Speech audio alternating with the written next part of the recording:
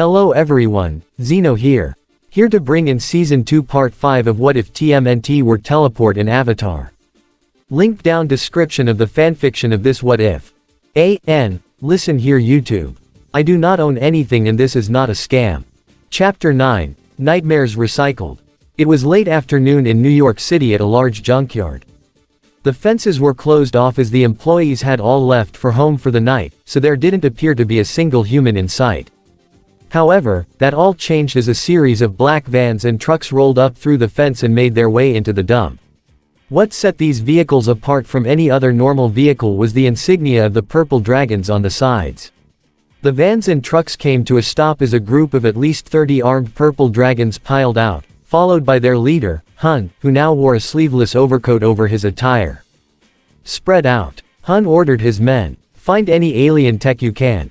As his men began to search throughout the dump for anything they can use, one of his henchmen walked up to him with a question. "Boss, how do we know we're gonna find something here? I thought all that suit, Bishop, already got all the good stuff." "You'd be surprised what you can find in the garbage," Hun replied. "Those idiots don't even know what they throw away, until it's too late." "Oh, is that why you're in the junkyard?" At the sound of that particular taunt, multiple earth columns shot from the ground to propel all the vans and trucks into the air, causing all the purple dragons in the area to scream and run away to avoid being crushed by the falling vehicles. Hun looked up in surprise to see a certain blind earthbender with her weapon, Yama, strapped to her side as she stood proudly over one of the earth columns she raised. "I just thought this was your place," Toph commented with a smirk. "You know, because you're trash yourself." "What? You?" Hun exclaimed in rage-filled, surprised, recognizing Hun. "Yep, me." Toph continued to smirk. "And it ain't just me." Suddenly, 3 more vehicles arrived on the scene. 2 motorcycles followed by the battle shell, rolled through the junkyard, the larger vehicle easily bashing its way through the downed purple dragon trucks before it came to a stop just as the 2 motorcycles rolled around to circle most of the purple dragons, one being the shell cycle ridden by Raph, the other being Casey's own motorcycle maned by the hockey-masked vigilante himself. Once the battle shell came to a stop, its passenger doors opened to reveal Donatello and April O'Neil, the latter clad in a black suit and wielding a katana, with the back door open to reveal Sokka, Suki, Mai, Ty Lee, and even Azula piling out. "Nice to see ya again, Hun." Mai smirked. "How about the purple dragons give up before they're slain?" Sokka jokingly offered as he wielded Hikari. "Hey, that was actually a pretty good line," Suki commented. "Told ya I can come up with some," Sokka replied. Hun couldn't contain his own surprise as he saw not only 2 of the turtles and even Jones and his annoying girlfriend, but also some of those bending freaks and their pals. His surprise turned into a glare as he growled and hollered at his henchmen. "Don't just stand there, ya morons. Waste them." Right as he said that, all the purple dragons pulled out their blaster rifles and opened fire at the group, forcing them to separate while Raph and Casey rode on their respective motorcycles. Toph was the first to get to work as she lowered herself down to the ground and rose a rock wall to shield herself from the shots from 7 purple dragons, only for her to shoot out multiple rocks that hit each of them in the gut. Some rocks even shattered their guns on impact, as they were sent skidding across the ground. Raph drove the shell cycle across the junkyard to avoid the blast shot at him by 4 purple dragons before driving straight toward a large pile of junk, which he used as a makeshift ramp to propel himself high into the air and above the purple dragons before landing behind them. He then shot his motorcycle forward before they could even react and skidded the vehicle to a halt as he dealt a powerful roundhouse with the shell cycle's momentum to send them all flying. "Ya know, between all this demon crap we've been dealing with recently, it's kinda fun to mess with these clowns again," Raph commented. "Goongala," Casey exclaimed as he rode his motorcycle toward a squad of 5 purple dragons that shot at him as well, but he swerved and skidded his vehicle to a halt and slammed the side into them to send them skidding across the ground. Meanwhile, Don and Sokka found themselves back to back against 10 purple dragons that kept their guns primed on them. "I thought you guys said these purple dragon guys were just a street gang," Sokka said. "They were," Don confirmed. Until Hun broke out and used his old foot connections to try and turn them into a powerful syndicate. Now they've got more than just a few new tricks up their sleeves. "Yeah, we got a few new tricks too," Sokka smirked, which Dawn shared as both their tribunal amulets began to glow as their respective silver and purple aura and markings formed. They both leapt in the air wielding Hikari and Byakko respectively and spun together in a tornado made of silver and purple energy before sending out multiple waves of wind and light to send each of the purple dragons flying back. Several purple dragons tried to fire their guns toward Suki, April, and Ty Lee as they hid behind the battle shell for cover. However, they didn't notice my running out from the side and jumping in the air to throw multiple knives with precise accuracy to jam their guns and render them useless. They quickly threw their guns away as they each drew a knife or a nunchuck and attempted to charge Mai, who quickly received backup from her friends. Ty Lee was the first to flip in and land in between 3 purple dragons. Before they even had the chance to attack her, she dealt several precise blows to their arms, legs, and necks to block their Kai and render them immobile as they fell to the ground. One purple dragon attempted to lunge his knife at Suki, but she was quick to grab his arm, twist it, forcing him to drop the knife and deal a kick to his face to send him crashing back into 2 more charging goons. April used her katana on defensive to parry the knives and nunchucks lashed out at her by 3 purple dragons, but she was quick to duck and deliver a sweeping kick to knock each of them off their feet. "These guys really give dragons a bad name," Mike commented. "Why? Because they're criminals? Or that they're going down so easily?" Ty Lee asked in a joking sense. "Both," Mike joked back. Hun scowled as he saw how easily his small army of purple dragons was getting beaten, but he wasn't all that surprised. He knew how tough the turtles and their allies were, especially the benders and their pals. However, before he could even make a move to advance or retreat, a wall of blue flames blocked his path. "Oh, you have got to be kidding." Hun's eyelids lowered as he recognized this fire. He turned around to see Azula approaching him almost menacingly. "Hello, Hun. Surprised to see me?" the former princess greeted with a smirk. "Not really." Hun scowled. "You know the old saying, freaks gotta stick together." Azula scowled at that particular comment. "Even when we were allies, I did not appreciate all those bending freak comments you kept spouting on." "I call it like I see it, princess," Hun replied. "So, you're palling around with the turtles now like your Scarface brother." A taunting smirk formed on his face. "Got nowhere to go now that daddy's gone." Azula practically snarled before she lashed out at Hun with a series of blue fire blasts at Hun. However, rather than avoid them, Hun actually ran into him as he quickly took off his overcoat and used it as cover to catch the flames. He threw it away as it burnt, and he was close enough to Azula to deal a powerful uppercut that sent her flying into the air. However, she was quickly able to stabilize herself and propel herself back to the ground with a blast of blue flame from her feet, sending her straight at Hun like a rocket as she lashed out her Hinoarashi claws at him, which he just barely avoided as they grazed his chest a bit. Hun turned around to see the former fire princess land on the ground. "Nice little claws you got there," he complimented sarcastically. "It's a recent development." Azula showed off her fang of the dragon with a proud smirk. "These were made to kill monsters far worse than you, so you might want to give up while you still have all your limbs. Hate to break it to ya, kid. But I got some new toys too," Hun said as he pulled an old tire from a nearby junk pile and threw it at Azula, which she easily sliced to pieces with her claws. But this gave Hun a small opening for him to rush to one of the downed vans. Not waiting to see what toys Hun had packed, she rushed to him as fast as she could.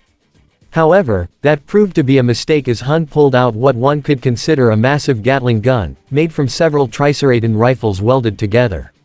He immediately opened fire, forcing Azula to stop her advance as she propelled herself into the air with blue flames from her hands and feet to avoid becoming Swiss cheese. Now it was Azula's turn to be on the defensive as she couldn't even find an opening to get close as Hun kept shooting at her with his massive weapon.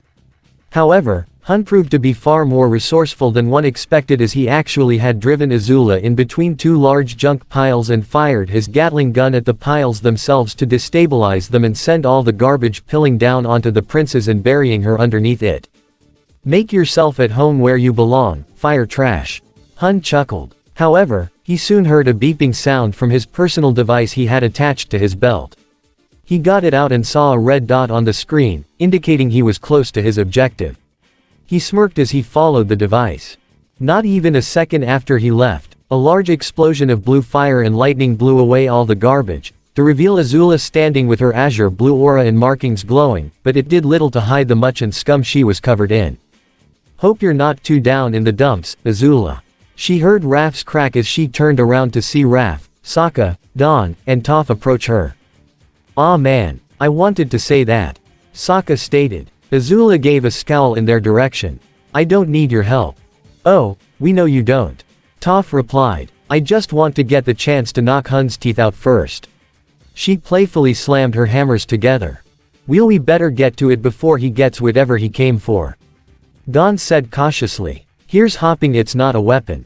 The group ran in the direction Hun ran off to, which didn't prove to be very far as Hun was already there. He slid down into a hole where he found a large yellow box with the Triceraton emblem on the side.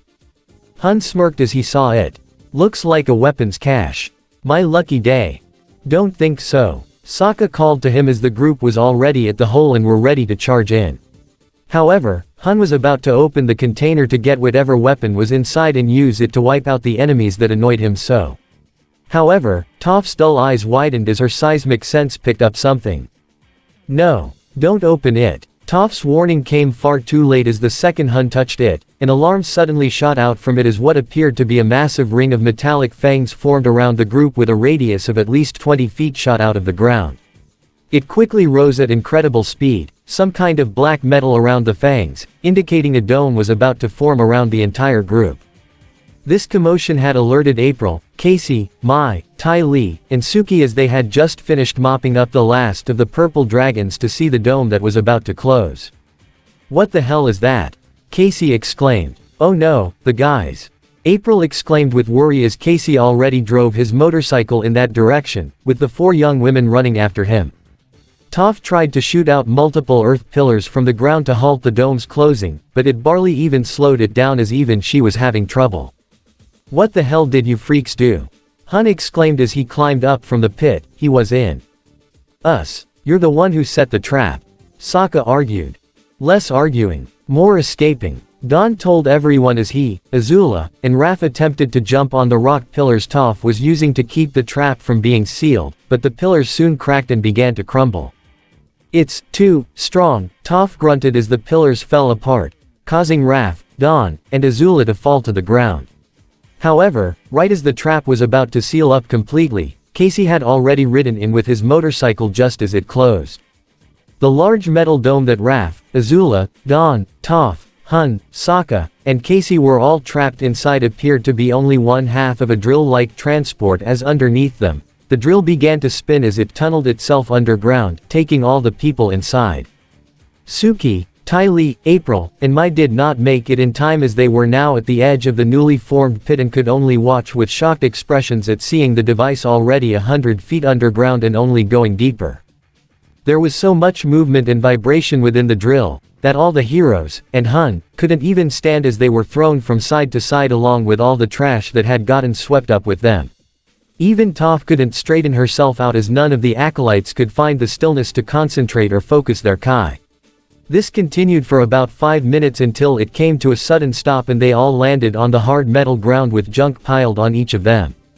"You guys okay?" Casey asked as they all picked themselves up. "Define okay," Sokka said. "Would anyone care to explain to me what just happened?" Azula questioned as she brushed the junk off her person. "I'll tell y'all what happened. Humpty Dumpty here took all of us for a fall," Raph exclaimed, pointing at Hun. "Oh, like this is my fault," Hun argued. "It was a trap, obviously," Sokka said before pointing accusingly at Hun. "Where are we? Where have you taken us, Hun?" "How the hell should I know?" Hun exclaimed. "It wasn't Hun," Dawn said. "It couldn't have been if he was the one who triggered the trap." "Then who was?" Azula replied. Toph felt the metal wall to try and get her seismic sensing to tell them where they were. "We definitely stopped moving. I can feel a bunch of moving metal outside, and a lot of people too." "Then make us a door so we can get out of here," Raph stated. "And pay our respects to the wise guy who brought us here," Casey said eagerly underneath his hockey mask. However, before Toph could even make a move, the entire transport began to move again. It slowly began to turn and flip upside down, sending everyone inside tumbling with each other and along with the garbage inside before it flipped completely and opened up, allowing everyone to fall out and land on a hard metal platform. Now the group, minus Toph, could see where they were. They were all clearly underground, and it appeared to be something of a colony as they were in a massive underground chamber with several caverns and caves stretching above and around them. What really stuck out though was that this cavern didn't appear completely natural. Aside from all the machinery that worked in the stone walls, there appeared to be many stone pillars and octagon-shaped entrances and exits, even some hieroglyphics along the walls. Don's eyes widened as he was the first to recognize this. Guys, I think this is an old Ulintian outpost, maybe even a colony. Ulintians? Toph questioned. You mean those underground dirtbags that tried to raise their entire city and end your world? The very same. Raph confirmed. But I thought those guys were done. I have a question, do these Ulintians look like that? Azula asked as she pointed to one of 4 men, all wearing what appeared to be black hazmat suits made from garbage, each one wielding an electric prod. They began to surround the heroes as well as Hun. Point those things away from me. Hun tried to slap them away, only for one of the men to shock him in the abdomen, followed by another shocking strike in the side, which was enough to get Hun on his knees. Similarly, Casey, Raph, Toph, Don, and Sokka backed away as the men moved closer to them. Azula tried to stand against them however. Don't you dare, you have no. Her threat was cut off by one of the men that jammed his prod into her chest, to electrocute and bring her to her knees. You have no idea who you are dealing with, she warned them with a glare. That's actually supposed to be my line. A new voice called from above. The group looked up to see a metal platform extending from a rocky ledge that had a series of computers built into the stone walls like a control room. There were several other men clad in black junk suits working at the stations, but the one who appeared to be in charge was an overweight and grotesque-looking man whose lower body appeared to be built in a large 12-foot-tall mechanical suit that appeared to be made from a mix of junk with hints of alien and even Mouser technology welded into it. It had 2 massive metal claws on its side with a smaller third one on the back. The man inside had tubes sticking from his body and into the mech suit below, indicating he truly was built into it. Toph's dull eyes only squinted in confusion, while Sokka and even Azula cringed at the sight of this man. However, Raph, Don, and Casey's eyes widened in horror, as even Casey had to lift his mask up to make sure he wasn't seeing things. Even Hun's face contorted an uncharacteristic look of shock. Guys, is there a giant metal man standing above us? Toph's seismic sense didn't know what to pick up from that. That is the most disgusting thing I have ever seen. Sokka exclaimed as he began to feel his lunch coming back up. For once Sokka, I completely agree with you. Azula said. The garbage man. Don and Raph exclaimed at the same time. I don't believe it. Casey exclaimed. Hello Turtles and company. Miss me. The garbage man greeted. Wait, hold on, garbage man. Toph questioned. As in, that fat guy who kidnapped homeless people to build a garbage kingdom for himself. She recalled the stories the turtles told her and her friends during their time in the 4 nations. A garbage kingdom? Azula questioned skeptically. That doesn't sound all that dangerous. Unsanitary, sure, but not dangerous. He also sunk a whole bunch of ships and made his own underwater fortress that had the means to probably cripple an entire Fire Nation armada, now that I think about it. Don added. Azula's eyes widened. Alright, now that sounds intimidating. But I thought you guys said he was dead. Sokka stated, looking at the turtles. Yeah, you dudes said he went down the ship. Casey added. That's what Mikey and Donnie said. Raph glared at the man. But I guess even a freak like him has got 9 lives too. Well, it must be my lucky day. The garbage man began. I honestly never expected I'd catch you boys in that little trap. He said, referring to the turtles specifically. Got some nice young friends with you too. But, as much as I love having you here, you weren't my target. We weren't. But what? Raph turned his gaze towards Hun, who still hadn't moved from his spot as his face still contained that of shock. It's you, Hun stuttered. But I don't, how are you? Is Hun, stuttering? Toph questioned. What's got him so worked up? Casey questioned as well. From the looks of it, I'd say Hun and the garbage man actually know each other. Don observed with minor surprise. Of course, we know each other, we're brothers after all. The garbage man revealed. Nobody, not even Azula, was prepared for that particular revelation. Brothers. They all shouted at the same time. Sokka found himself looking in between Hun and the garbage man repeatedly. You know, if you look closely, you can see a tiny little resemblance. This freak right here is your brother. Raph exclaimed to Hun, who still wasn't over his own surprise. Twin brother, in fact. The garbage man clarified. How nice it is to see you again, brother. You're supposed to be dead. Hun's surprised look faded as he hardened his face. When you left me with that crazy old man. The garbage man said almost spitefully before he smiled. Actually, I should be thanking you for that. Because of you abandoning me back there, I've gained so much since then. While you went to ascend to the top of New York's underworld as the Shredder's right hand, I became a king of my own. Just ask our reptilian friends, they've seen my handiwork firsthand. A king? Azula questioned. Of what? All I see is useless garbage. Nothing is ever truly useless. The garbage man said. I can see you come from pretty high class, don't you little girl? She's actually royalty, believe it or not. Toph pointed out. The garbage man actually laughed. Royalty. Oh, that is perfect. You higher-ups think that the higher you stand, the more invincible you are. You throw away so much garbage, you have no idea the power it can accumulate. I've built an entire empire from all the so-called garbage people like you throw away. I turned a landfill into a citadel. I created my own underwater fortress from sunken ships hundreds of years old. And now, I've taken history's garbage and made myself even stronger. All that Ulintian stuff, plus some alien scrap, and I've got the means to turn all of New York inside out. And, when I get those purple dragons on my side, I might go global. They'll never work for a freak like you. Hun exclaimed, only to be shocked once more by one of the garbage man's henchmen. They won't have much of a choice, brother. The garbage man replied, they'll either work for me or be recycled like their leader. Recycled. Sokka gulped. I do not like the sound of that. Don seemed equally nervous. All your remains will serve as good fuel for my empire. The garbage man said sadistically. Human flesh burns just as good as gasoline. He pressed a button on his suit when the floor underneath the captured group suddenly opened and they all fell down into a seemingly endless abyss. However, it wasn't as bottomless as one would expect as the group hit a metallic ramp and they slid down until it came to an end and they fell on what appeared to be a large and stationary conveyor belt. Did he say he was gonna recycle us? Toph questioned. Pretty sure that Fatso just said that to scare us. Casey commented. However, right as he said that, the conveyor belt began to move as it dragged the heroes and Hun toward the other side where it led to a pit, and right below the edge of the belt was a series of propeller blades that spun incredibly rapidly, like a massive garbage disposal. Casey, have I ever told you how much of a bonehead you are? Raph questioned with lowered eyelids. Meanwhile, the battle shell drove down the large and diagonal tunnel that the massive drill made when it captured all their friends, as well as Hun. April was at the wheel, while Ty Lee, Suki, and Mai held onto their seats during the bumpy ride. So, who do you think did all this? Suki asked. Purple Dragon reinforcements.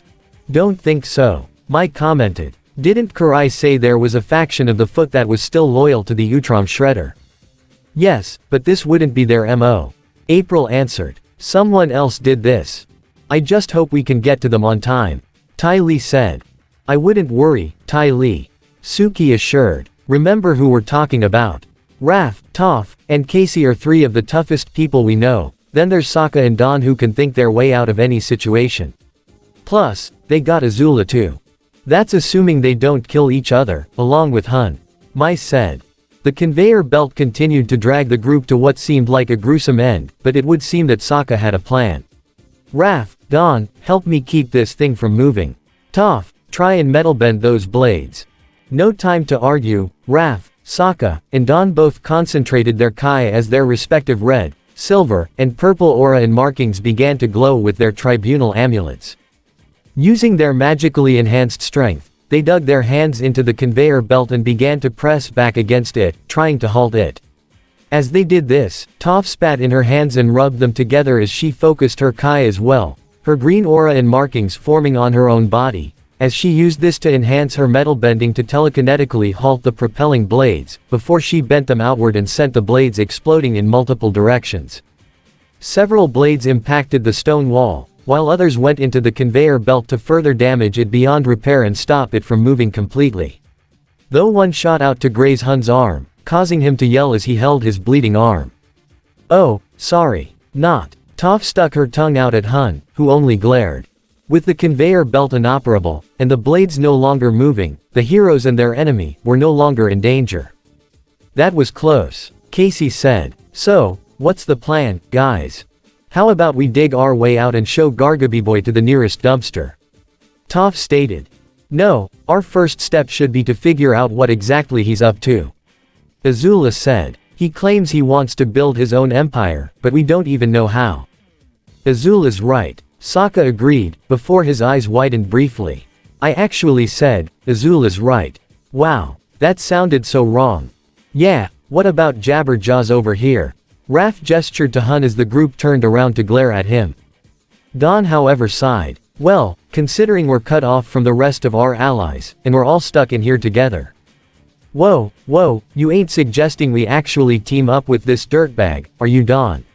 Casey questioned. "Yeah, I'm with Casey on this one. No freaking way," Toph said immediately. "Look, I don't like it any more than you guys do, but don't you think we'd be better off like this as opposed to fighting each other?" Don said. "Yeah, I hate Hun's guts too, but we could use the extra muscle," Sokka said before a joking smile formed on his face. "Get it? Extra muscle. 'Cause he's got all those ripped arms." Most of the group, even Hun, all groaned in annoyance as Azula rubbed her hand down her face. "I didn't think it possible, but you're worse than Michelangelo." The group then turned toward Hun, expecting a response from him as well. Hun gave an annoyed sigh as he glared at them. "Fine, but let me make something perfectly clear. I hate every single one of you freaks and I'm not about to change that. After I take care of my brother, I am so going to take care of you guys. Bring it, Musclehead." Toph glared at him alongside Raph. "Any time, any place." The red-clad turtle agreed. With the establishment of that uneasy truce, Toph felt her hands along a stone wall with her Kai-enhanced seismic sense to get a better idea of where they are. Her eyes suddenly widened, however. "Guys, you know that giant drill thing that was used to bring us here?" "Yeah," Casey nodded as an uneasy feeling formed in his stomach. "Turns out, Gargabyboy has a whole bunch of them," Toph said. "Like, over a dozen, and they're huge. Then that is what we have to neutralize," Azula said. "Destroy the enemy's armory." "Agreed." Don nodded. "Toph, I'm on it." Using her earthbending, the former blind bandit created a large tunnel that shot upward at a diagonal angle to allow the heroes, and Hun, to make their way back up. After parking the battle shell around the corner of the tunnel where nobody could find it, April, Ty Lee, Suki, and Mai quietly snuck through the massive colony, using stealth to their advantage as they hid in the shadows within the stalagmites and Ulintian ruins around the area to avoid the patrolling guards. "Wow, this place is big, almost like an underground city," Ty Lee observed with awe. "Hey guys, look over there." Suki pointed to the other side of the cavern where they saw all the massive drill devices stationed at what appeared to be several docks embedded in the walls. "More of those drill things," Mike commented. "Some kind of invasion. I suppose we're about to find out," April said as she pointed downward toward the ground to see all the soldiers walking almost military style toward a single location. Deciding to use this to their advantage, the four young women quietly slid down the cavern wall and hid behind a large rock as the small army began to pass by. When the last of the small army of junk soldiers appeared to pass by, Ty Lee quietly leapt behind the last four and delivered precise Kai block strikes to not only render them immobile, but even knock them unconscious as she and her friends quickly dragged them behind the rock where nobody noticed. After a few moments, April, Mai, Ty Lee, and Suki all stepped out, clad in the uniform of the junk soldiers to serve as disguises as they tried to catch up to the army. Mike quietly cringed in disgust. "Have they ever washed these things? It smells worse than rotten fish in here. You're just gonna have to deal with it," April whispered toward her. It wasn't long before they came to a stop with the army and they saw the man in charge standing above them on a makeshift stage. Once the four young women set their eyes on the hideous sight that was the garbage man, Ty Lee and Suki both suppressed the urge to throw up. That is the most disgusting thing I have ever seen. My cringed. It's the garbage man. April identified him. Though this was the first time she ever saw him in the flesh, the turtle's description of him was enough for her to recognize him. I'm afraid to ask, Suki commented. His aura, Ty Lee cringed even further. It's like a puddle of slime mixed together with rotten oil. It looks about as bad as he smells. The garbage man then stood over his army as he made his speech. My friends, we all know that garbage is power. We've taken from the garbage of history and of those from beyond the stars and built all this. Those on the surface, who stand at the top, think they're the ones in control, but they couldn't be further from the truth. Everything they've thrown away or flushed down the toilet has only served as fuel for our fire. A fire that we shall use to burn down everything they hold dear. Or in this case, bury all they hold dear. Using our marvelous drills, we shall tear away at the foundation of the dreaded city that is known as New York. We will topple skyscraper after skyscraper and bury all those who have ever looked down upon us and transform Manhattan into our own personal scrapyard, recycling all that we've destroyed and use it as the jumpstart of our own global garbage empire. And no one can stop us. No one. With that declaration, all his henchmen cheered and hollered to their leader's words. All except the disguised quartet of heroes as their masks hid the looks of shock and borderline horror that filled their faces. Toph continued to press and move the earth as she dug further up, clearing a path for Raph, Dawn, Azula, Sokka, Casey, and Hun to traverse. To say it was awkward was an understatement, considering most of them were in the presence of the same man who's tried to kill them over and over. So, Sokka tried to strike up a conversation. You got a brother, he said to Hun. Apparently. Hun nodded in confirmation. Not quite. Dawn corrected. That would mean that you had no idea you had a brother, but you recognized him. Well, if you ask me, I could see the obvious resemblance. Raph commented. Both of you are monsters in your own way. Takes one to know one. Hun shot back. Yeah, well, I don't see this any differently. Casey said. Gargaby Boy's just another creep that's gotta go down, just like his bro right here. If there's something you punks wanna say, then say it. Hun stated. I don't really care all that much, but how exactly are you guys related anyway? Toph questioned. How is it one of you is Buckethead's right-hand man and the other's just a walking pile of puss? She asked as she continued to make a path. Hun groaned in annoyance before he told his story. We were conjoined twins. When we popped out, he didn't have any legs and he was attached to my back. Once we came out like that, our parents threw us out with the trash. We stayed like that for a long time, rummaging through garbage just to get our next meal. After 11 years, we met some old back alley surgeon who could fix us. So, he did. He cut my brother off of me and set me free. And he did this to you out of the kindness of his heart?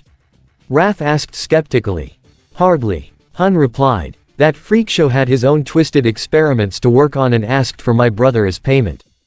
The group stopped moving as they all looked towards Hun in surprise and disgust, even Azula cringed. And you just gave him away? Dawn questioned. I didn't have a choice. Hun said defensively. It was either that, or he'd mesh both of us together even worse than before. So, you sold your brother out and saved your own sorry skin. Sokka glared. Toph scoffed. Just when I thought you couldn't sink any lower. Ya know, I always knew you were a scumbag, Hun. Casey glared at him. But that, your own freaking flesh and blood, you really are a monster. I ain't looking for any sympathy or anything like that from all of you. Hun angrily exclaimed. I got no regrets. I got rid of that extra baggage and made my way out of that trash heap to climb to the top with nothing more than my bare hands. I became the Shredder's top man. Now I've turned the Purple Dragons from a lowly street gang to a full-blown syndicate. I'm the man who's gonna stand at the top no matter what it takes. As most of the group glared at him, Azula gave something of a hollow chuckle. You know, this actually explains quite a lot. What are you talking about? Hun narrowed his eyes at the former Fire Princess. It explains why you always look down on us, freaks. Azula began. Benders, mutants, or whatever, you always try to see something that isn't human, or at least who you view as human, because you were a freak yourself. You try to climb your way to the top and make yourself look better, because you're afraid of falling back to the bottom and end up like the rest of us. You can call us freaks and monsters all you want, but deep down, you know that you're the biggest monster of all. In direct response to that, Hun rushed toward Azula and grabbed her to pin her to the wall, only for Raph, Dawn, Sokka, and Casey to point their respective weapons at him, but he didn't care as he glared at Azula and reeled back his fist, ready to smash her head in. Go ahead, Azula challenged. You'd only prove me right. So do your worst, freak. Hun glared at all of them before he smirked toward Azula. You don't have much room to talk, princess. You did the same thing yourself, clawing your way to the top. I was born at the top. Azula replied. You were born second to your brother Scarface, and while you tried to be better than him, you ended up thrown in the slammer and he became the king. Hun smirked mockingly at Azula.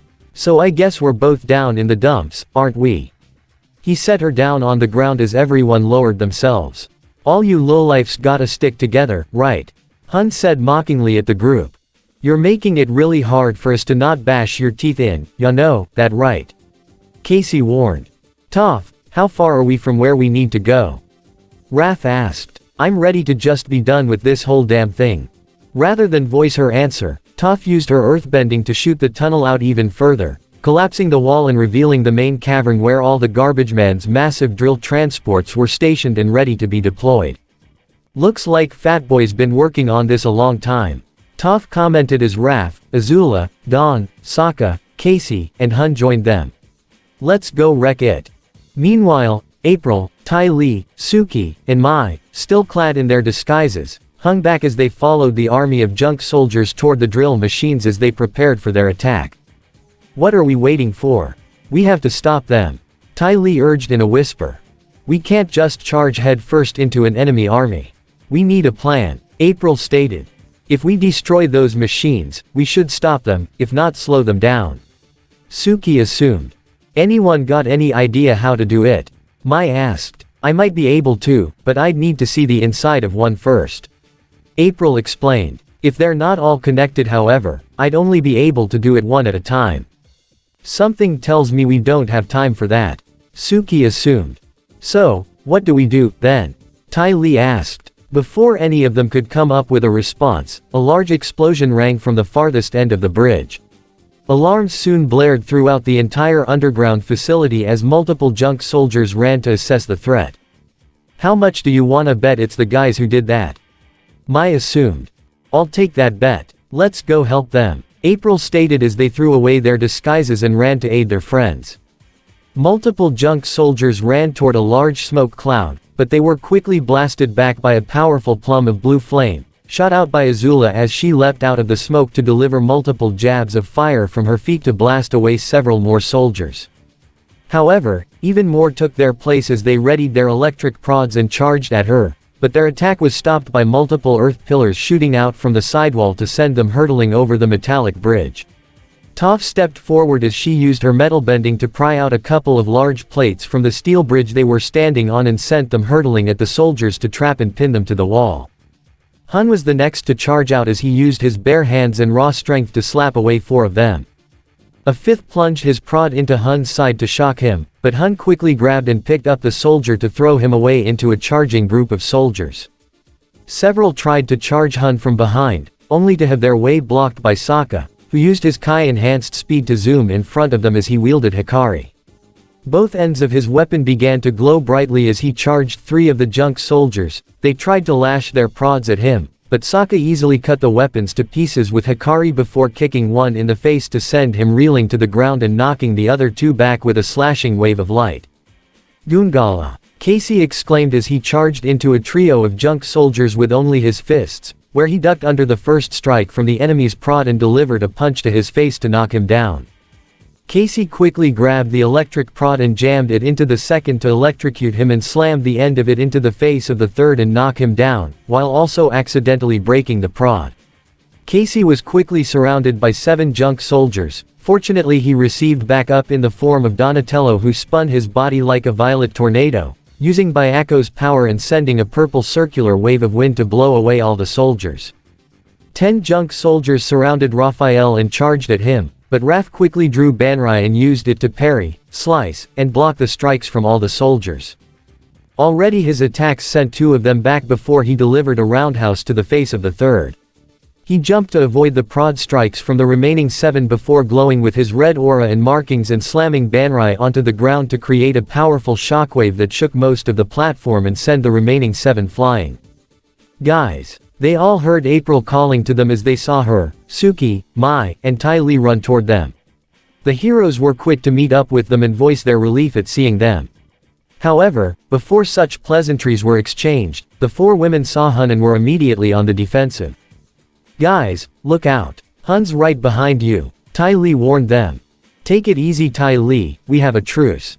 Raph told her. A truce? With him? Mai asked skeptically as Suki and April looked just as skeptic as well. Yeah, we don't like it either. Casey stated. Get this, him and that garbage man guy are actually twin brothers. Sokka revealed. What? Seriously? Ty Lee practically screamed as April, Mai, and Suki were more than a little shocked himself. Hun himself said nothing as he began to walk past the group. And just where do you think you're going? April questioned. You guys can have your little heartwarming reunion and bring down these oversized drills if you want, I'm gonna have a little chat with my brother. Hun stated as he was already walking away. Should we just let him leave? Ty Lee asked. I don't think he's gonna mess with us. Toph pointed out. He seemed very serious about wanting to take out old junk boy. I still don't like the idea of leaving it up to him alone. Dawn said. He won't be, I'm going to. Azula said as she was about to walk away. Hold on, princess. Raph stopped her. You don't know what you're getting into. He's no shredder, but the garbage man ain't a pushover either. I can handle myself. Besides, I have this, don't I? She showed off her Hinoarashi claws for emphasis. It's not that, Azula. Ty Lee told her. It's just. Azula sighed and rolled her eyes. I'm not going to betray you. I hate Hun's guts about as much as the rest of you. Even when we're allies, I still couldn't stand him. True, but you don't exactly have the best track record. Mai pointed out. Perhaps. Azula began. So, let us please continue this debate and allow the garbage man's soldiers to finish their preparations and begin the destruction of New York. I know you are all capable of handling that without me, you have competent strength and strategy considering the company we currently have. I can neutralize the garbage man and remove their leader. Dawn soon began to think. You know, that is actually a pretty good plan. Yeah, that is a good idea. Sokka seemed to agree. Being a princess is more than just fancy dresswear. Azula pointed out. Alright Azula, go. April told her. Just don't make us regret this. Azula nodded as she ran to catch up with Hun. Alright guys. Toph said with a smirk. Time to take out the trash. Hey, I wanted to say that line. Sokka comically exclaimed. Can it, ponytail, we don't got time. Raph told him as Toph began to erect a stone staircase from the wall on the side to allow them to run toward the upper levels and intercept the drill transports before they could launch. Hun crept around the corner and saw what appeared to be the unsuspecting garbage man, still at his control center. Despite the massive mechanical suit that made the garbage man more than twice Hun's own size, he could probably get to him and flip him over if he moved quickly enough. Hun was more than ready to charge right into his unsuspecting brother, however, one of the claws turned around and shot from behind to grab Hun by the waist, rather painfully, evident by Hun's scream. Somehow, I had a feeling you'd escaped being recycled. The garbage man said as he turned around fully and lifted Hun to his equal level.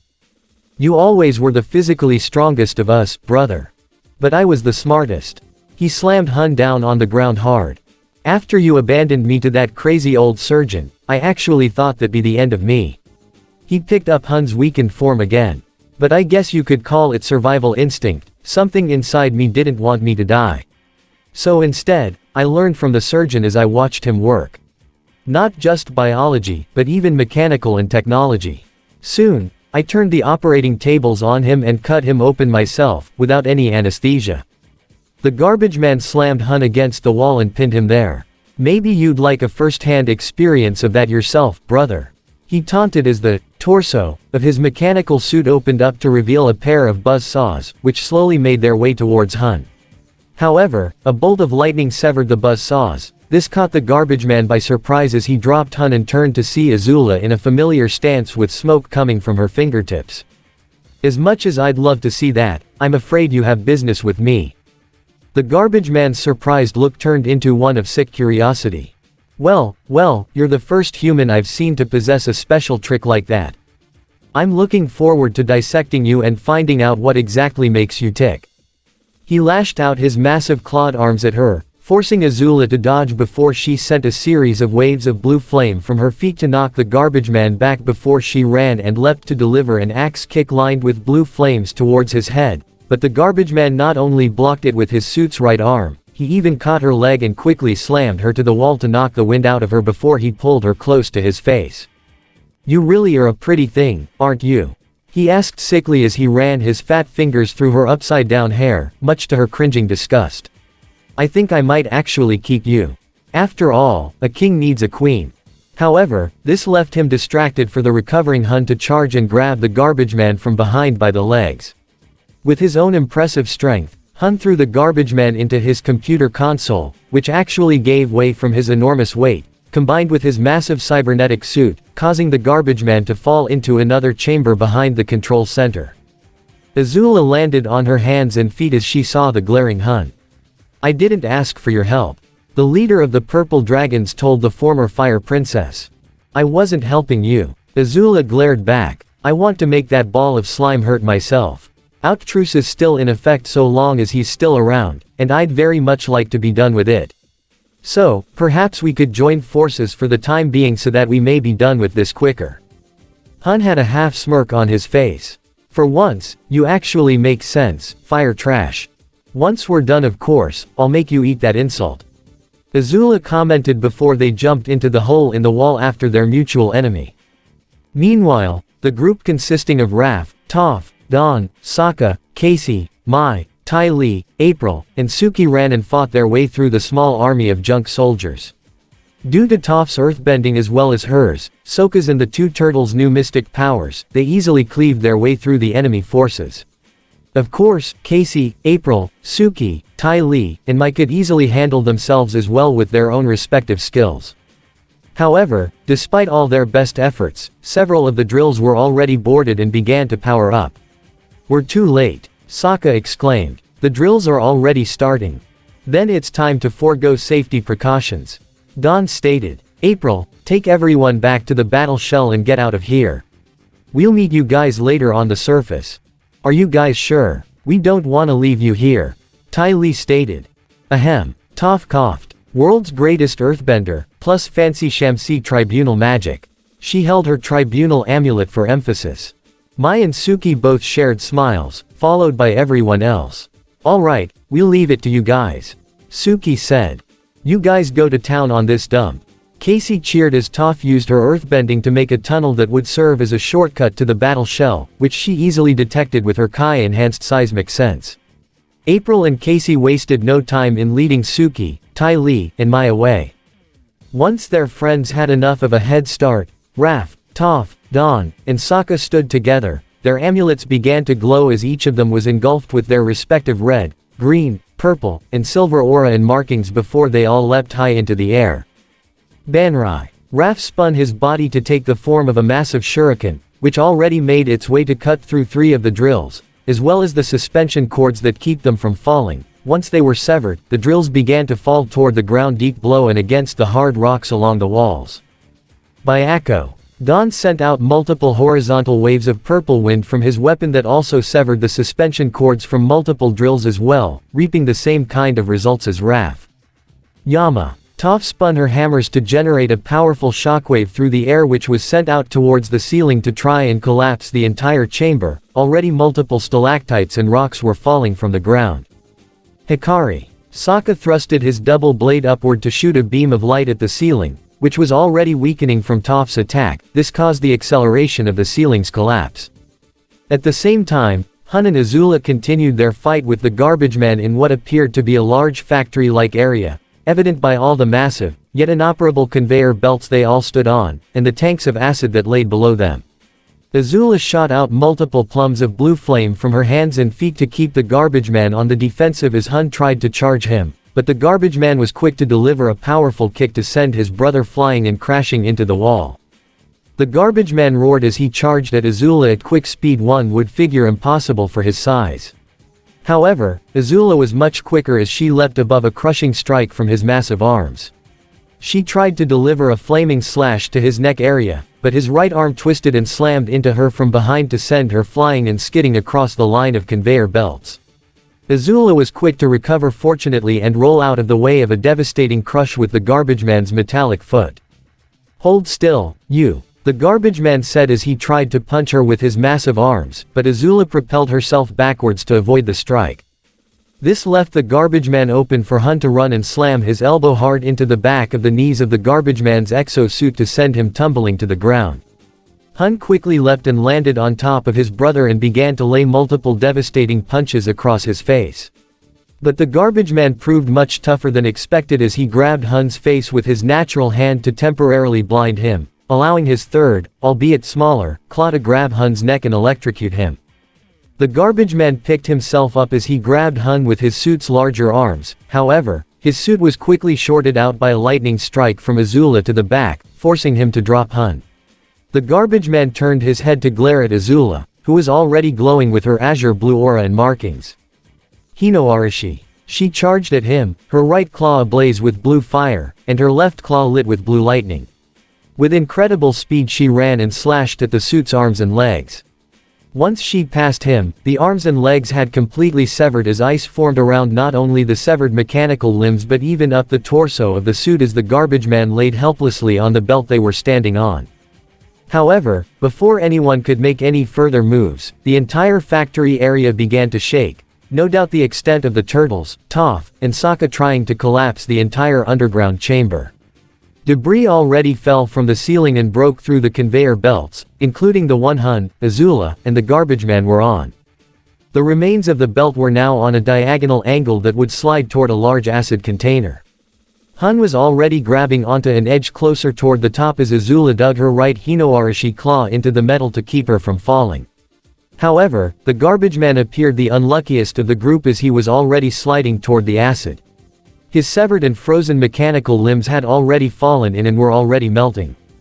The garbage man grabbed onto the belt's end desperately as he dangled over the green fluid below.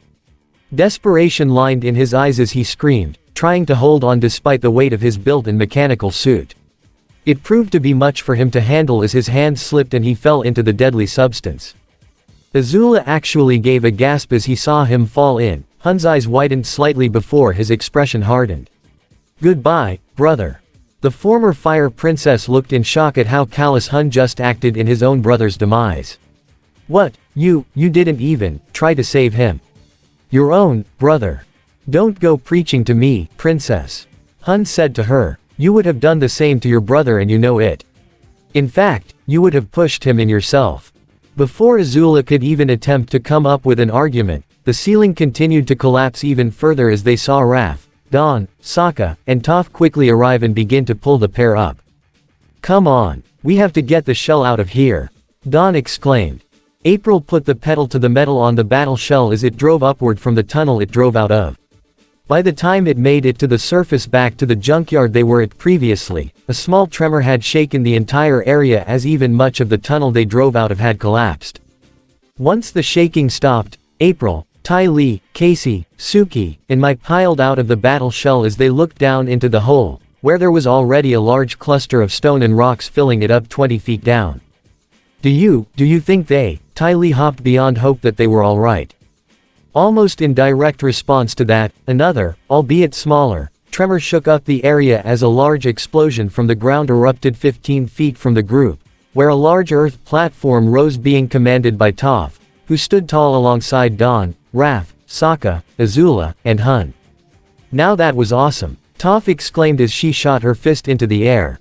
"Shell ya, let's see him recycle that." Raph exchanged a high five with the young earthbender while Dawn and Sokka did the same thing. "You guys made it," Casey exclaimed as he and the girls ran up and joined the heroes in celebration. Casey shared high fives with Raph and Toph. Ty Lee hugged pretty much everyone. Mai smiled and nodded. April and Dawn hugged, and Sokka and Suki shared an embrace and a kiss. "Looks like the garbage man has been recycled." Sokka laughed at his own joke. "Oh, I've been waiting to use that one." Ty Lee laughed with everyone else, but once she saw Azula, her smile faded as Azula had a shocked and conflicted look on her face. She was about to ask her about it when they saw Hun walking away and all celebration died down. "You freaks saved my life, so I'll let you all go for now." Hun turned around to face them one last time. "But the next time we meet, I'm gonna break all of your bones." "We'll be waiting," Raph replied as they saw Hun walking away. "You sure it's a good idea to let him go?" Mai asked. Casey shrugged. We'll get him next time." "Yeah, we got bigger things to worry about," Toph added. "Literally." "So, what happened to the garbage man?" Suki asked. "He's dead," Azula said, trying to hide her conflicted face with a stoic one. "If the acid didn't kill him, the collapsing ceiling likely did." "Azula, are you okay?" Ty Lee asked as they saw her walk to the battle shell. Let's just go," that was all she said as she walked inside. The group looked towards each other with concerned expressions before they deboard the battle shell and drove away from the scene. Turtle's lair. After the group met up with Leo, Aang, Mikey, Katara, and Zuko and were told about their meeting with the Justice Force and their newfound ally in Nano, Raph and Toph's group in turn told them about what they had to deal with in regards to both Hun and the garbage man. "Seriously?" Leo exclaimed as he and everyone else couldn't contain their looks of surprise. "Hun and the garbage man were brothers." "Yeah, we were about as shocked as you guys are," Don added. "So, what was he like?" "The garbage man?" Aang asked. "I remember you guys telling us about him before, but he was the grossest thing we could possibly see. And I can't even see," Toph commented. "We could see, and believe me, it was one memory I'd give anything to unsee," Mai added. "And Hun just let him die?" Katara asked. From what Azula said, yeah. Sokka replied.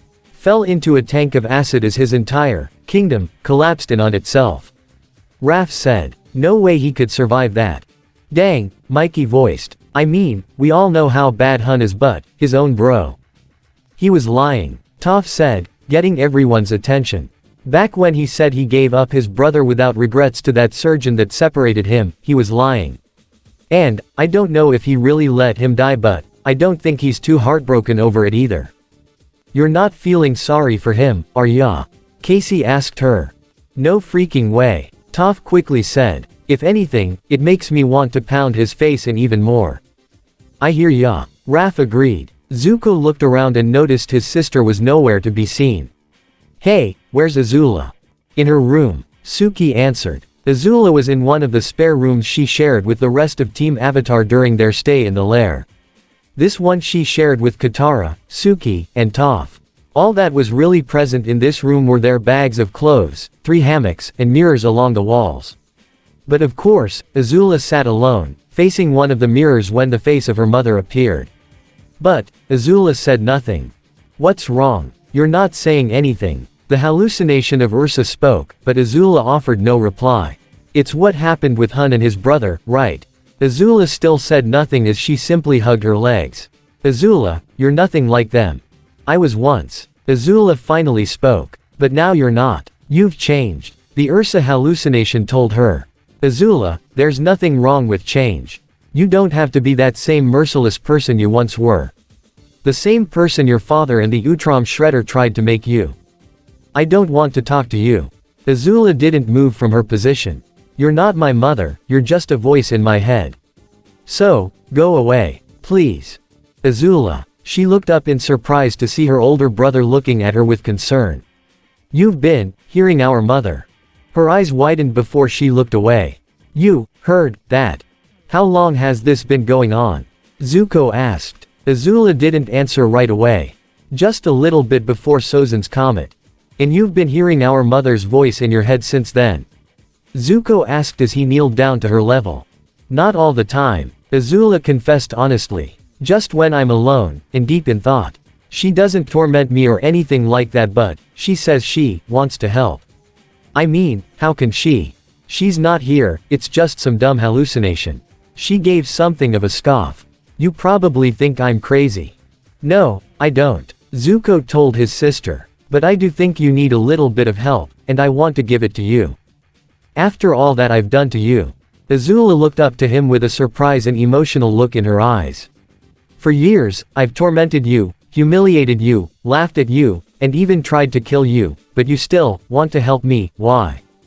Zuko sighed. Azula, it's no secret of how messed up our relationship was. Our father's favoritism over you, our mother's feelings towards me, our family is probably the most dysfunctional in both these worlds. But despite everything, you're still my little sister. I want to help you. Azula, for one of the few times in her life, had no idea how to respond. For all her life, she had done nothing but torment her brother, and despite that, he was willing to help her with whatever problems she had. She lowered her face and grabbed his hand. Please, just, stay here with me. Azula stuttered as it sounded like she was sobbing. You don't even have to talk to me. We could sit in uncomfortable silence, but please, don't go. Just stay. Zuko sighed as he gave a smile and sat down in front of his sister. I'm not going anywhere. I won't talk if you don't want me to. But, if you want to say something to me, I'm willing to listen. Azula's hair hid her face, so he didn't see something of a tiny, yet sad, smile form her face. Thank you. Chapter 10, Bishop's Gambit. Multiple black helicopters soared through the stormy skies over New York City, each one made a stop at a certain building around Manhattan, before the doors on the bottom hull opened to plant a large black device on the roof. Several of these devices were placed all around the city by the Earth Protection Force. At the same time, one large van owned by the EPF came to a stop near a manhole cover on the street before 3 agents quickly came out. One used a crowbar to pry the lid off while the other 2 pulled out their duffel bags to dump multiple pod-like devices, each one emitting a faint buzzing noise, into the sewer systems and began to spread through the currents and water to every known part of the sewer. Meanwhile, Aang, Leo, Katara, Dawn, Toph, Mikey, Raph, Sokka, Zuko, Azula, Mai, Suki, and Ty Lee all sat in a large circle as they appeared to be in a meditative stance, including those who were not chosen as acolytes by the tribunal. Momo even perched himself on the railing of the bridge over the pool as he witnessed Master Splinter delivering a lesson to all of them. You have all faced many adversaries. Master Splinter spoke from the center of the circle. You have fought many battles and have been victorious. However, if we are to triumph over the threat of the Shredder, there is one thing we must do. Would anyone care to tell me what that is? Go to town on Buckethead with our cool new powers. Toph asked as she raised her hand. Devise a strategy that will guarantee his destruction. Azula suggested. Call in as many super strong buddies as we can. Mikey asked. Or we do all 3. Sokka began. Call in all our pals, come up with a good plan, and go all out. Magic bending slice. He sliced his arm down for emphasis. Ow, ow, ow, ow. All 4 of them were struck on their shoulders by Splinter's wooden cane in response. Your new mystic abilities are formidable, yes, and while gathering allies and devising a strategy will be essential in our coming battle, there is one more crucial aspect that must not be overlooked. And that is, he left the question open for the others to answer. By finding our inner strength. Leo asked. Yes, Leonardo. Splinter nodded to his eldest son. Only by focusing on our inner strength can we not only overcome our enemies, but also our own weaknesses. That sounded really deep, Ty Lee said with a smile. Just wish I knew what exactly it meant. Mike commented. Toph winced slightly as she rubbed her finger into her ear. Toph, are you okay? Aang asked her. Anybody else hear that? The young Earthbender asked.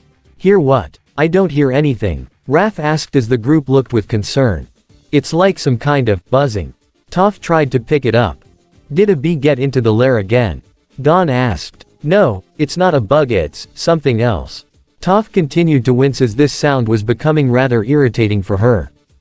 As the group looked around, Mikey looked over by the pool. Maybe it's whatever those things are. He pointed toward the water to see many of the black pod-like devices emerging from the water, emitting a faint buzzing noise. What are those things? Katara asked with concern as Momo flew over to Aang's shoulders. The flying lemur could hear the noise too and he didn't like it either. Meanwhile, back on the surface, the lead helicopter continued to circle the sky as it received a communication. Ground Force to Night Sky, the packages have been delivered. Roger, Ground Force, stand by. One man at a console received the report. He looked on the screen to see that their devices have thoroughly made their way throughout the entire city's sewer system. Agent Bishop stepped forward to see that everything was in place. Proceed. All the large devices that were placed on the city's rooftops activated and begun to transmit a signal to the pod devices that were in the sewer systems. Each one of them began to emit a piercing sound that could be heard all around the city. The sound was even heard in Karai's foot headquarters, where she, Iroh, Chaplin, and Leatherhead continued to work and research. But while the three humans only heard the faint noise, the piercing sound appeared to have affected Leatherhead the most as the mutant alligator screamed. "Leatherhead, what is the matter?"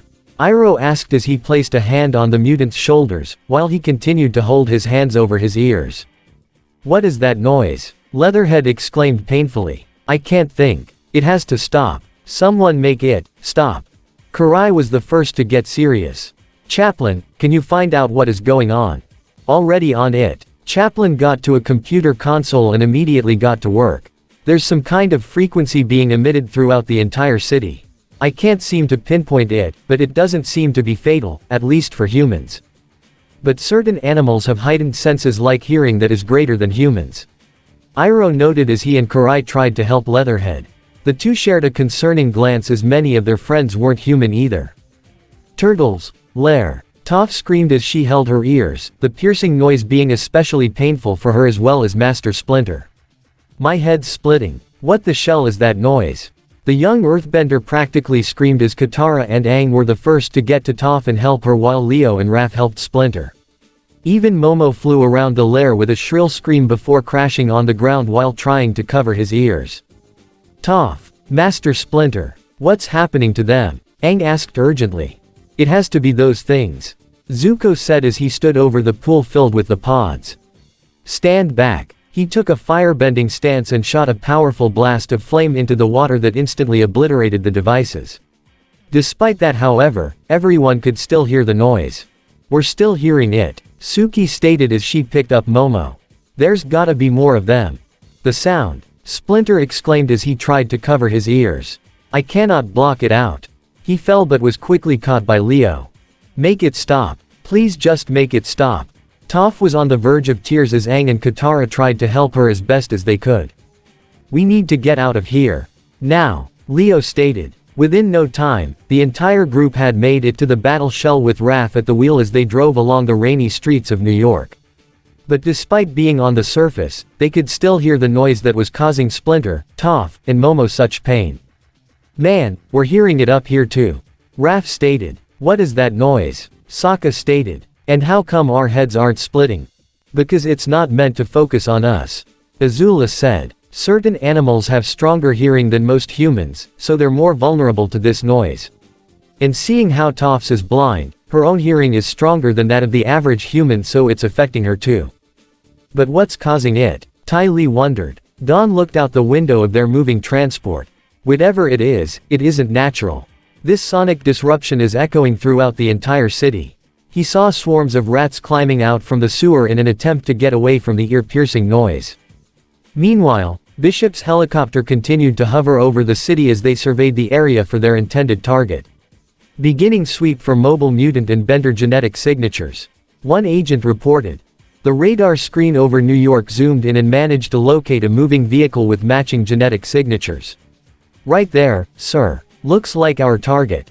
Intercept them," Bishop ordered. "Night Sky to Ground Force, Operation Storm Chaser is go." "Repeat, Storm Chaser is go." The helicopter's pilot gave the go-ahead. Back on the streets, multiple EPF armored vehicles were already on the move as 4 intercepted and blocked the battle shell's path. "What the shell?" Raph exclaimed as he was forced to turn the vehicle down an alleyway to avoid the gunfire shot at them. "What the heck is going on out there?" Mike questioned as everyone was rocked in the battle shell as it made its way down another street where 2 helicopters were waiting for them as they fired a pair of missiles. "We got missiles incoming," Mikey exclaimed. "I'm on it." Katara used her waterbending on the rain and water from the ground to create a water shield over the front and top of the moving battle shell, which was able to block the missiles. But rather than explode, a gas was emitted from them as they were knocked down onto the ground while Raph continued to steer the battle shell. Once it made a turn, 3 EPF vehicles came from around the corner and gave pursuit. "We got more behind us," Sokka warned as he looked out the window. "Open the back," Zuko said as Don pressed a few buttons to open the back of the battle shell where Aang, Zuko, and Azula all stepped up. The vehicles opened fire with turrets from their sides, but Aang used his earthbending to erect multiple barriers as their truck continued to move. Each barrier intercepted the gunfire and missiles shot at them. Zuko tried to retaliate with fireballs, but the armored vehicles proved to be fire-resistant as the flames barely slowed them down. However, an idea came to Azula as she charged lightning into her fingertips. She shot a bolt straight at the right front tire of the vehicle closet to them. The result was quite explosive as the EPF vehicle was blown slightly upward before falling down to crash onto the one behind it, causing a derailment that crashed into the third, stopping all three in their tracks as the battle shell continued to drive away. "Nice shot, Azula," Aang told her. "Cause and effect. They should have stayed out of our way," Azula commented. However, they weren't out of the woods yet as one remaining helicopter soared above them to fire a missile at an opening in Katara's water shield using advanced tracker technology. It not only made it through the water shield, but even pierced through the outer hull of the battle shell and into its interior. Nobody could react in time as the missile opened and unleashed several tiny ball-like objects into the vehicle. "What are those things?" Suki questioned. "I don't know," Don replied before the objects emitted a gas that already begun to flood the entire battle shell. Everyone on board coughed and tried to cover their faces, while Aang attempted to use his airbending to clear it out, but it was already working its way through each of their respiratory and nervous systems as their senses became dizzy. Raph lost control of the battle shell and tried to park it near a warehouse to avoid crashing and harming his friends. The back opened up as everyone tried to get out, but it was too late. Everybody, mutant, bender, and non-bender, had fallen out of the battle shell and onto the ground, completely unconscious. Several EPF vehicles pulled up around the battle shell as multiple agents poured out. They all kept their guns trained on the unconscious heroes as a few of them picked up Aang, Master Splinter, Zuko, Azula, Katara, and Toph.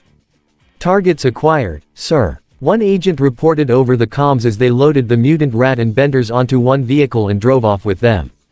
"What about the turtles?" Bishop asked. "Neutralized, sir, along with 4 non-benders." The agent responded. "Your orders?" "No survivors," Bishop ordered. "You heard the man, let's finish this." The agent in command told the others as they aimed their guns at the unconscious turtles, along with Sokka, Suki, Ty Lee, and Mai. Even Momo was among them. However, before they could even open fire, a light suddenly shined down on them from a helicopter with the foot insignia on its hull. The side door opened as Karai, Leatherhead, and Iroh leapt out and landed on the ground. Acting quick, Karai unsheathed both her swords and sliced all the guns the agents in the area had as Leatherhead used his superior strength to grab and throw them to the wall and knock them out. 6 more agents poured out of the vehicles and attempted to shoot at them, but Iroh appeared around them to deal multiple fire jabs that knocked each of them down in a matter of seconds. With the assailants dealt with, the trio of Karai, Iroh, and Leatherhead quickly went to the aid of their unconscious friends.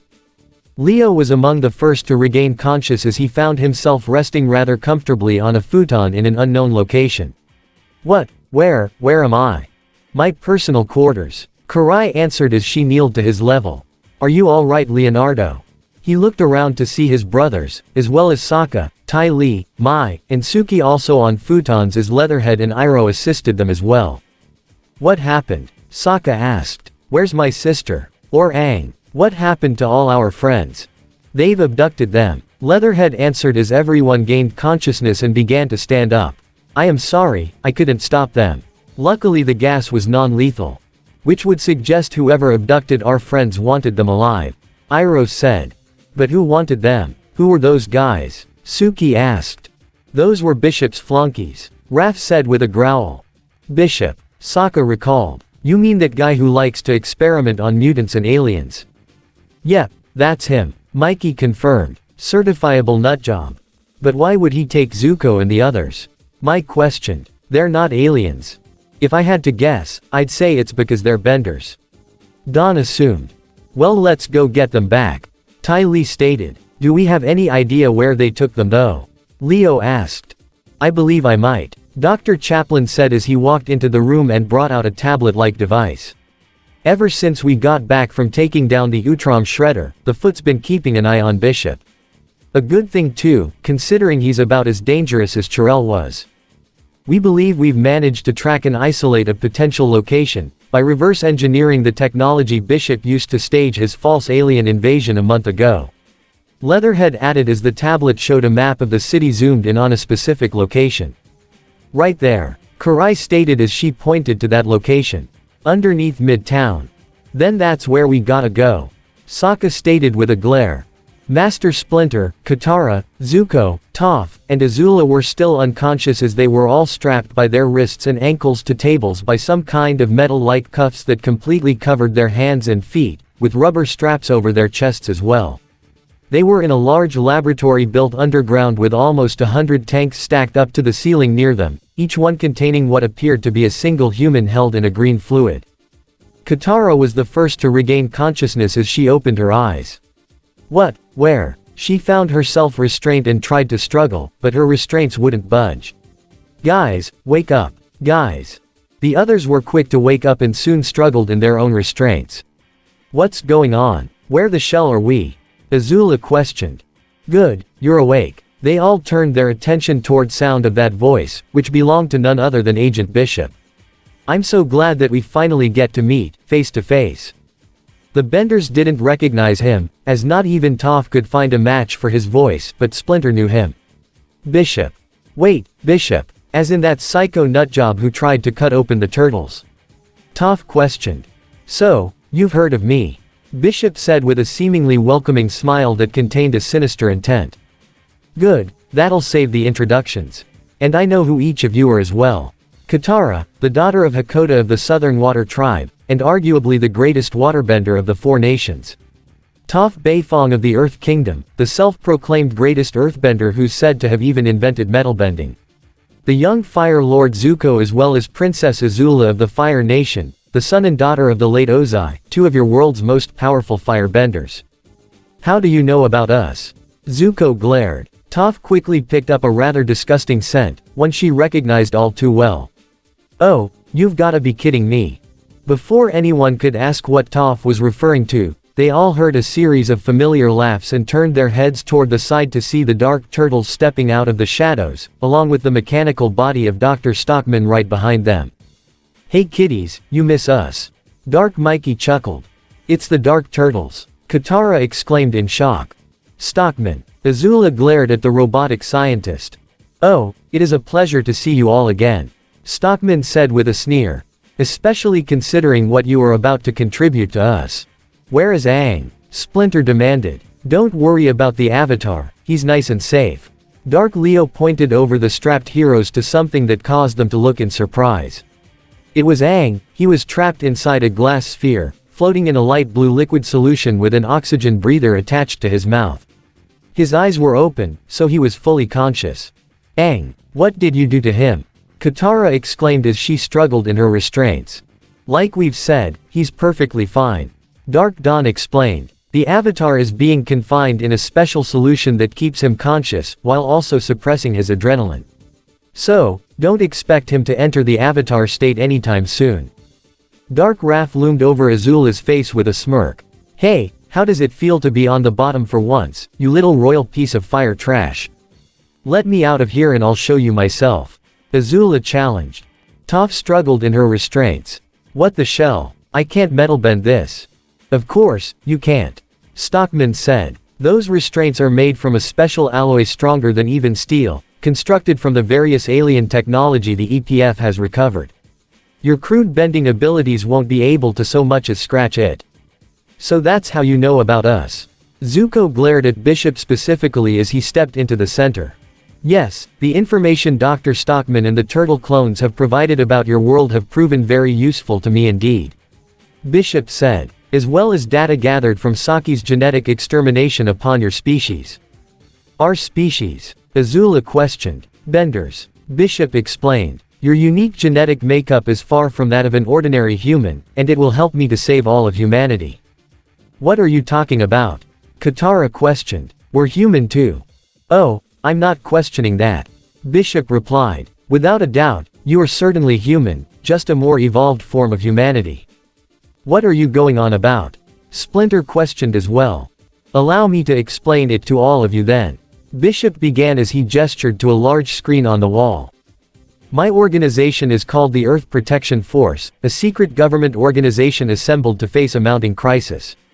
A crisis dating back to 1870, when President Grant created the EPF after the first extraterrestrials crashed here on Earth. The screen showed the brownish picture of President Grant signing a document before shifting to an old picture of American soldiers from the late 1800s standing in front of the ruins of a UFO. Ooh, aliens. Dark Mikey put on emphasis for added effects, only to be bonked on the head by Dark Leo. Ow. This is a crisis that continues to this day, as we've no doubt seen with the recent invasion of the savage Triceratons. Bishop continued as he showed them live footage of the Triceraton invasion that took place before the turtles crossed over to the Four Nations. I guarantee you, similar invasions will follow. Not just from the stars, but even from other dimensions as well, such as yours. You'd think we're going to invade your world? Zuko questioned with a glare. I wouldn't be surprised if you did attempt an invasion.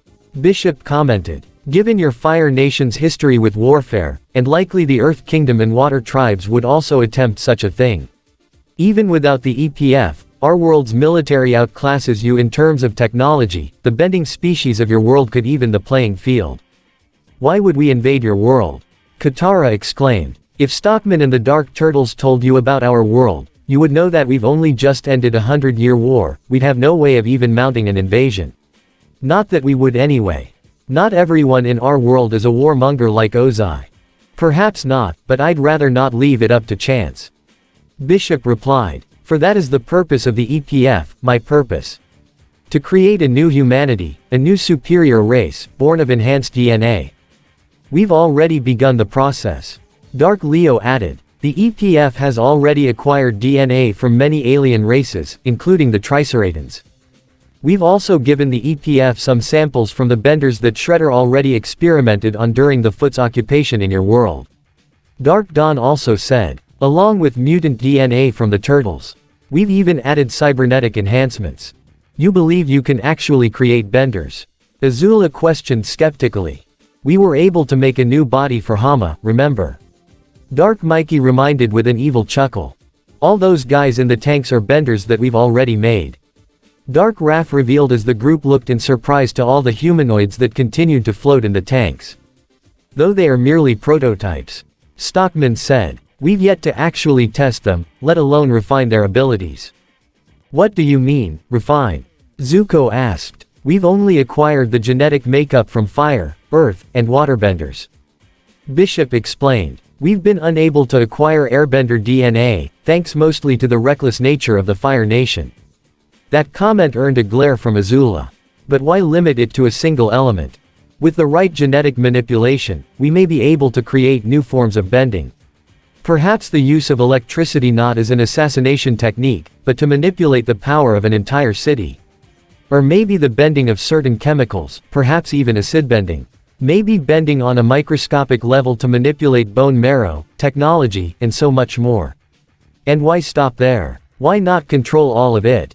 And that is where you come in, young Avatar. Bishop walked directly to Aang, who continued to float in his own tank. Though he couldn't speak or even twitch his fingers, he heard and saw everything around him. He glared at the smirking Bishop as he addressed the Avatar. It's your DNA that will make this all possible. Bishop continued. You have the ability to bend all the elements, and I plan to take it even further. To where there is nothing that can't be bent. Just imagine it, an army of avatars that can bend anything to their whim. You will help me to create a new humanity, and for that, I thank you. Meanwhile, the battle shell drove through an abandoned subway tunnel, following the data Chaplin had provided for them. Raph was at the wheel while Leo, Sokka, Dawn, Suki, Mikey, Karai, Iroh, Mai, and Ty Lee, as well as Leatherhead, Chaplin, readied themselves as Momo hung from a bar on the ceiling by the tail. Next stop, Bishop Central. Raph stated. Be ready for anything. Leo told the group. Bishop is just as dangerous as the Utrom Shredder, and he's going to be expecting us. Bastard kidnapped my sister and my friends. No way I'm going easy on him. Sokka growled. Same here, Mai said with narrowed eyes. Ty Lee noticed something about the mutant alligator sitting next to her. Leatherhead, are you okay? She asked him. I can see a lot of anger in your aura. Leatherhead attempted to calm himself. I'm alright, Ty Lee. I just have a rather bitter history with Bishop. That's putting it mildly. Don thought as he, Leo, Mikey, and even Karai looked sympathetic towards him. They all knew how he was subjected to Bishop's experimentation and how much it traumatized him. We'll be arriving soon, Karai said, getting serious. Be ready. Meanwhile, back in Bishop's laboratory, the Benders had not only been restrained, but their tribunal amulets, as well as their fangs of the dragons, had been removed from their persons and placed on the table, which was currently being looked at by Dark Mikey and Dark Raph. Ooh, look at all these shiny new toys. Dark Mikey smirked as he held Gunshin and swung it. Nice little necklaces too. He laughed as he held a tribunal amulet. I can crack some skulls like watermelons with these babies. Dark Raph held Yama with a smirk. Enjoy your playtime, you won't be laughing much longer. Azula glared. Don't bother trying to escape. Stockman gloated. As I've already said, those restraints were made specifically to keep any kind of bender from escaping. But I gotta ask, why the ferocious and vicious Azula is now all buddy-buddy with her Scarface brother and the Avatar's band of misfits? Dark Dawn questioned. It's none of your concern. Azula replied. But while we're on that subject, why are you guys with Bishop? Zuko asked the Dark Turtles. He and his flunkies took us in after you canned Shredder back in your world. Dark Leo explained. I'm not much of a fan of his, but it beats spending the rest of your lives in a pit. Stockman walked around the pods filled with the artificial humanoids before walking back to the restrained heroes. Not only are these future members of the Earth Protection Force, but they are the new humanity. He said in a gloating fashion over Splinter and the young Benders. These prototype artificial benders have all been pre-programmed with knowledge on a specific bending art as well as basic survival human instinct, and even enhanced physical abilities. By cellular acceleration, I can give birth to an army in less than 6 hours, fully trained, thanks to my advances in biodata transference. I didn't understand half of what he just said. Toph commented.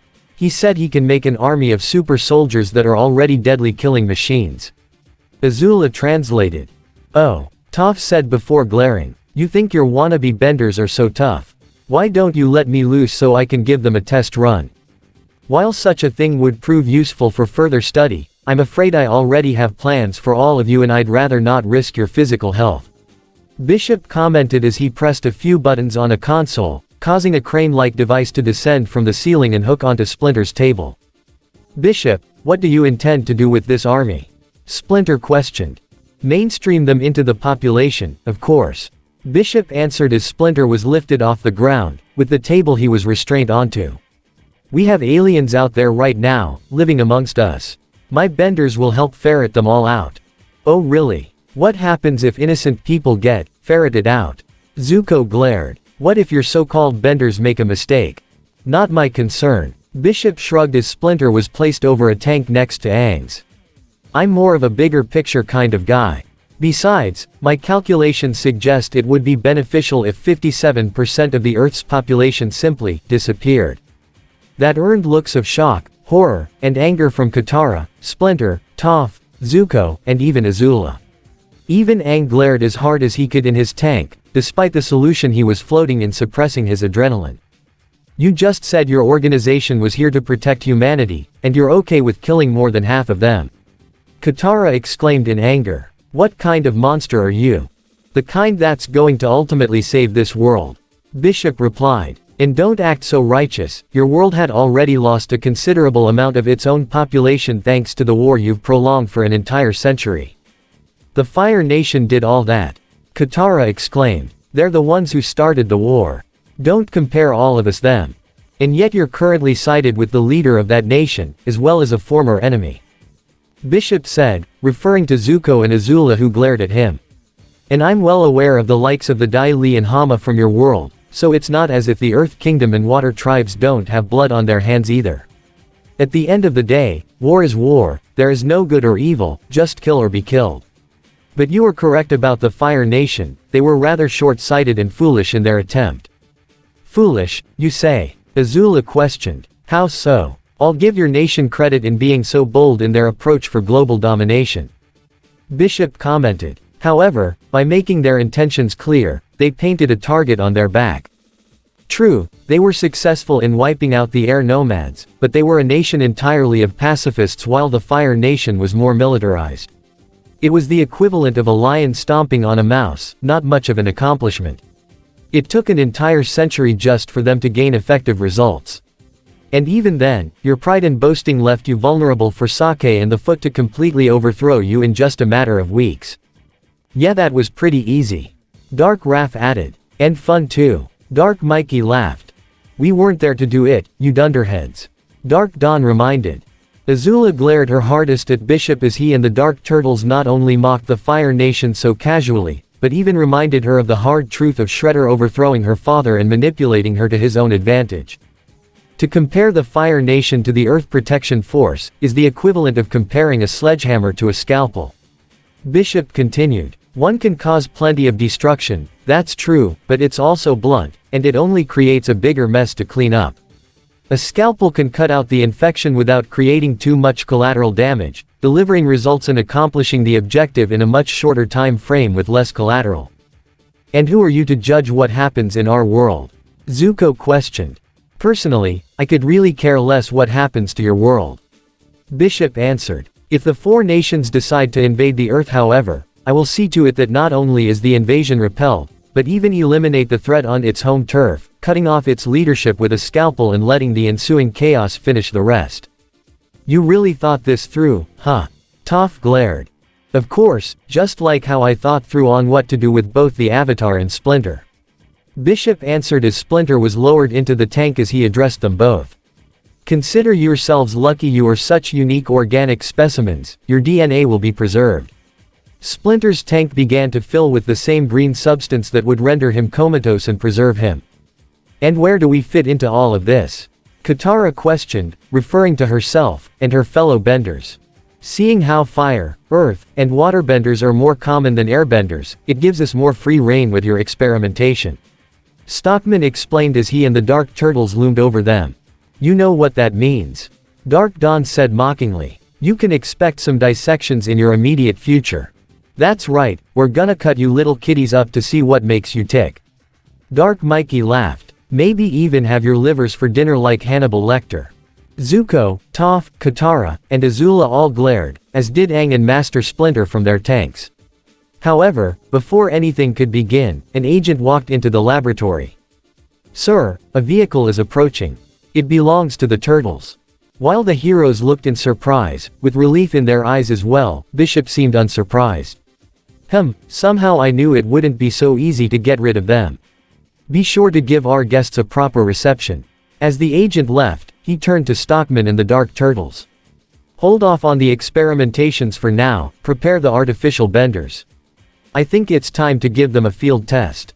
Security in Shuttle Bay Alpha. This is not a drill. Repeat, this is not a drill. Multiple EPF agents poured out of the main gate and aimed their guns down the tunnel as they saw the headlights of the battle shell. Once the vehicle was in view, the agents opened fire, prompting the vehicle to swerve and turn, revealing the back of the truck to the agents, which suddenly opened to reveal Iroh, who shot a powerful flame attack from his mouth to knock back many of the agents. Before they even had a chance to recover, Ty Lee was the first to flip and land in the middle of them, dealing multiple Kai block strikes to each of their joints.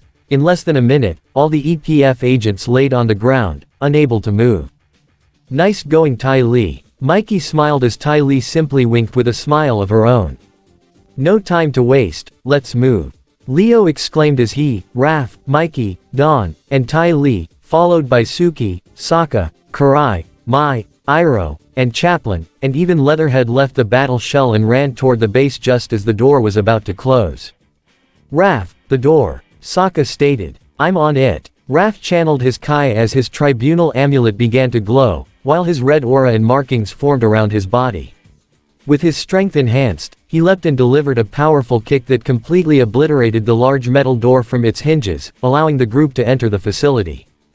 Once inside, the group made their way toward the laboratory within the massive chambers. Among the first things they saw were Aang and Splinter in their respective predicaments, though they were unable to see the rest of their friends, even though they were so close as well.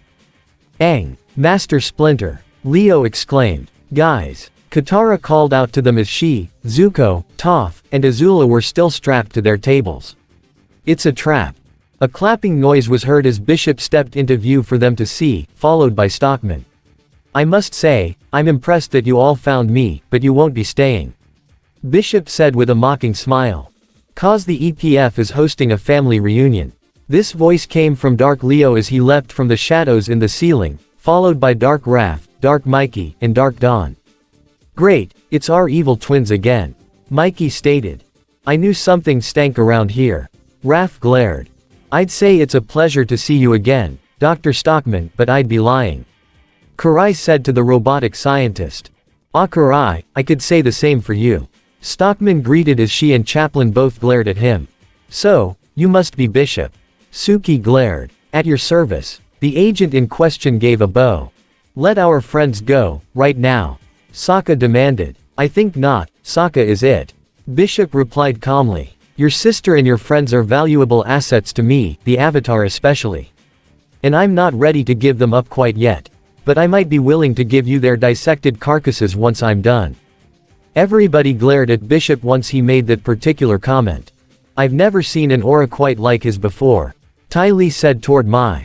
So cold and yet, so much, hate and fear. I will give him something to fear. Leatherhead growled as his eyes turned into reptilian slits. He was about to rush and charge when a series of fireballs fell from the ceiling to block his path. 4 humanoid individuals landed in front of Leatherhead, protectively in front of Bishop, all the while many more leapt down from the ceiling to join the Dark Turtles and completely surround the heroes.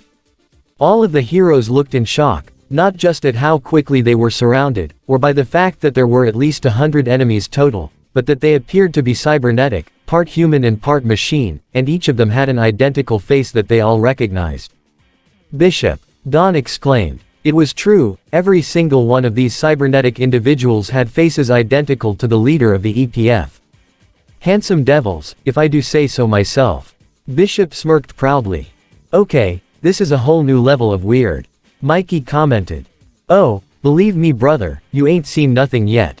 Dark Mikey laughed. Right as he said that, at least 1/3 of the Bishop lookalikes produced flames from their hands, another third of them telekinetically pulled water out of small tanks built into their backs, and another third lifted stone and rocks from the air. Some held the stones in their hands, while others stood on raised mounds of rock. None of the heroes could believe what they were seeing. They're benders, Iroh voiced in shock. They're all benders. Chaplin glanced up at Stockman. You actually did it. You've created your own army of artificial benders. Of course, I did. Did you truly believe I couldn't? Stockman stated proudly. For none can achieve the sheer technical brilliance of Dr. Baxter Stockman. And these are only prototypes. Dark Dawn added. Trust me when I say the finished products will make natural benders look like cheap knockoffs. Enough talk, time to die. Dark Raph leapt straight at Leatherhead to tackle the equally large mutant and slam him into the wall.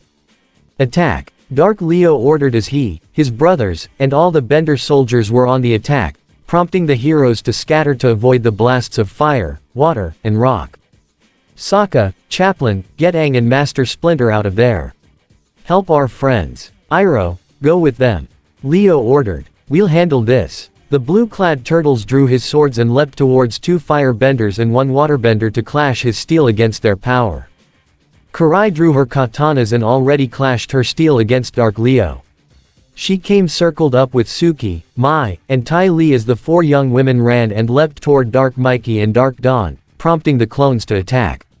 Raph, Dawn, and Mikey rose from the ground thanks to an earth mound that rose from the floor beneath them courtesy of an artificial earthbender, while 3 firebenders propelled themselves at the top to do battle with the 3 ninja turtles.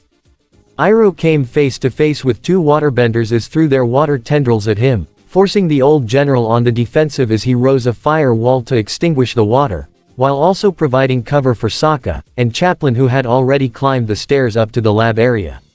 Chaplin ran to the console to try and free Aang and Splinter from their respective predicaments as Sokka was at his friend's side immediately. Don't worry guys, I'm gonna get you out of here. Sokka tried to free his sister first. Sokka, behind you. Katara warned him too late as Bishop grabbed Sokka by the shoulder and threw him back across the floor, but Sokka was quick to recover as he drew Hikari in his hands. Let me ask you something, Sokka, aren't you tired of being normal? Bishop began. I would have thought a non-bender like yourself would appreciate my efforts to create a new stronger humanity. From what I've heard, benders have walked all over your kind since the beginning, aren't you sick of it? However, I can make you so much more. I can show you how to be strong, so that it's you who looks down on their kind. He gestured to the trapped benders. What do you say? How do you like a position in the Earth Protection Force? Oh, get frozen over you psychopath. Sokka exclaimed. I can get strong on my own and I don't need to walk all over people to do it. Besides, you're trying to dissect my sister and my friends. You're using science to hurt people. Well, I won't let you do this anymore. He rushed at Bishop and swung his double-bladed weapon at him, but Bishop easily swerved out of the way and dealt a palm strike to Sokka's chest and knock him down. So be it. Bishop then leapt into the air and tried to deliver a kick to Sokka's head, but his foot was caught by Iroh, who had just arrived on the scene before throwing Bishop away, who landed on his feet to face the old general. Sokka, help Zuko and the others. Iroh said as he took a firebending stance to face his enemy. I'll deal with Agent Bishop. Right, got it. Sokka nodded as he stood up to try and help his friends. Once he was at their sides, he drew Hikari once again and channeled his Kai, so his silver aura and markings began to form. Channeling Hikari's power, Sokka easily cut through all their restraints, freeing them in less than a minute. Thanks, Sokka. Zuko nodded as Katara and Toph hugged their non-bending friend, who hugged and embraced them back. Let's save all the fuddy-duddy stuff for after we get out of here. Azula commented as she was already at the table where their amulets and weapons were, having put on her amulet and placed her Hinoarashi gauntlets on her arms. For once, Azula's right. Let's kick some shell, Toph stated with a smirk as they collected their weapons. Iroh and Bishop circled each other for a moment before Bishop spoke. General Iroh, also known as the Dragon of the West. I must say, it's quite an honor to meet you. One soldier to another. You're no soldier, Bishop. Iroh told him. All I see is a madman with delusions of power. This coming from the member of a family of tyrants. Bishop replied. True. Iroh acknowledged. The family hasn't had my world's best interest in heart for quite some time. So, I recognize a similar belief rather easily. A pity. Bishop commented as he reached into his coat to draw a weapon of his, a claw-like weapon with a chain attachment which he spun. I had hoped as fellow soldiers we'd come to an understanding. Would you like to know how I've earned my title, Dragon of the West? Iroh asked with a sly smirk before he shot multiple fire thrusts at Bishop, who spun his chained weapon in front of him to fan away the flames like a shield before throwing the clawed attachment at Iroh, who caught it with both his hands and attempted to pull Bishop into a fireball from a kick, but Bishop proved nimble enough to flip over the fireball and land behind Iron to deliver a kick and knock him down, but Iroh was quick to recover and resume his fight. At the same time, Chaplin pressed the right command keys on the console he was at, which not only brought a claw device down to extract Master Splinter from his tank, but also drained the fluid that kept Aang trapped as well. Once it was drained, Aang was able to channel his airbending to create a powerful air sphere that easily shattered the dome he was in, allowing him to step outside just as Splinter escaped from his bindings as well. Are you guys alright? Chaplin asked as both Aang and Splinter tried to regain their breath. Yes, thank you Dr. Chaplin. Splinter said. See what you guys can do to help the others. Aang said as he was already getting serious. What are you going to do? Chaplin asked. I'm going to have a chat with Bishop. Aang stated with a glare. Meanwhile, Karai and Dark Leo continued to slice and parry their respective swords on a suspended bridge, the kunoichi sliding back as she brought up one katana to block a strike from Dark Leo, but Karai was quick to leap into the air to avoid the second sword strike, where she dealt a kick to the turtle clone's face to knock him back before she went on the offensive with both her swords, which Dark Leo blocked with only one of his own blades. Why are you working with Bishop? Karai demanded. Best chance to avoid the slammer. Dark Leo replied. At least till our next chance to strike out on our own. He replied before going on the offensive again, forcing Karai to block his relentless slashes. At the same time, on the other end of the same bridge, Dark Dawn lashed out with his claws towards Suki, who backflipped to avoid them before going at him with a punch, which he blocked with his right arm guard before lashing out his tail to knock Suki back. But before he could press any further, Mai leapt in front of him to throw her knives at Dark Dawn, forcing him to block the blades with his arm guards. This confrontation was passed by Tai Li, who backflipped many times as Dark Mikey gave pursuit, swinging his clubs at her, but she was quick and nimble enough to avoid each strike. However, as Tai Li ducked underneath one club strike, she tried to block his kai in his right arm, but Dark Mikey ducked underneath her strike and swept his feet to knock her down. Nice try, Pinky. But I'm smart enough to avoid those hands. He tried to bring his clubs down on her, but she slid back to avoid the otherwise fatal attack before getting back on her feet.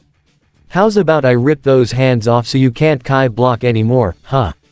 Dark Mikey proposed as he stuck out his parasitic tongue. There is something seriously wrong with you. You know that, right? Tai Li stated. I know. Dark Mikey chuckled before going on the attack again.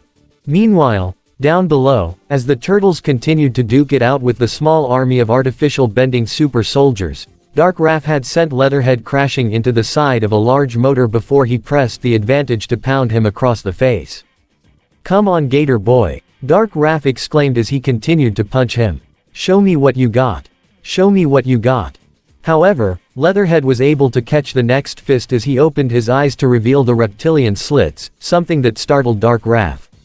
Leatherhead roared as he bit down on Dark Raph's shoulder, causing him to scream in pain before Leatherhead picked him up with both his hands and threw him into the side of another motor.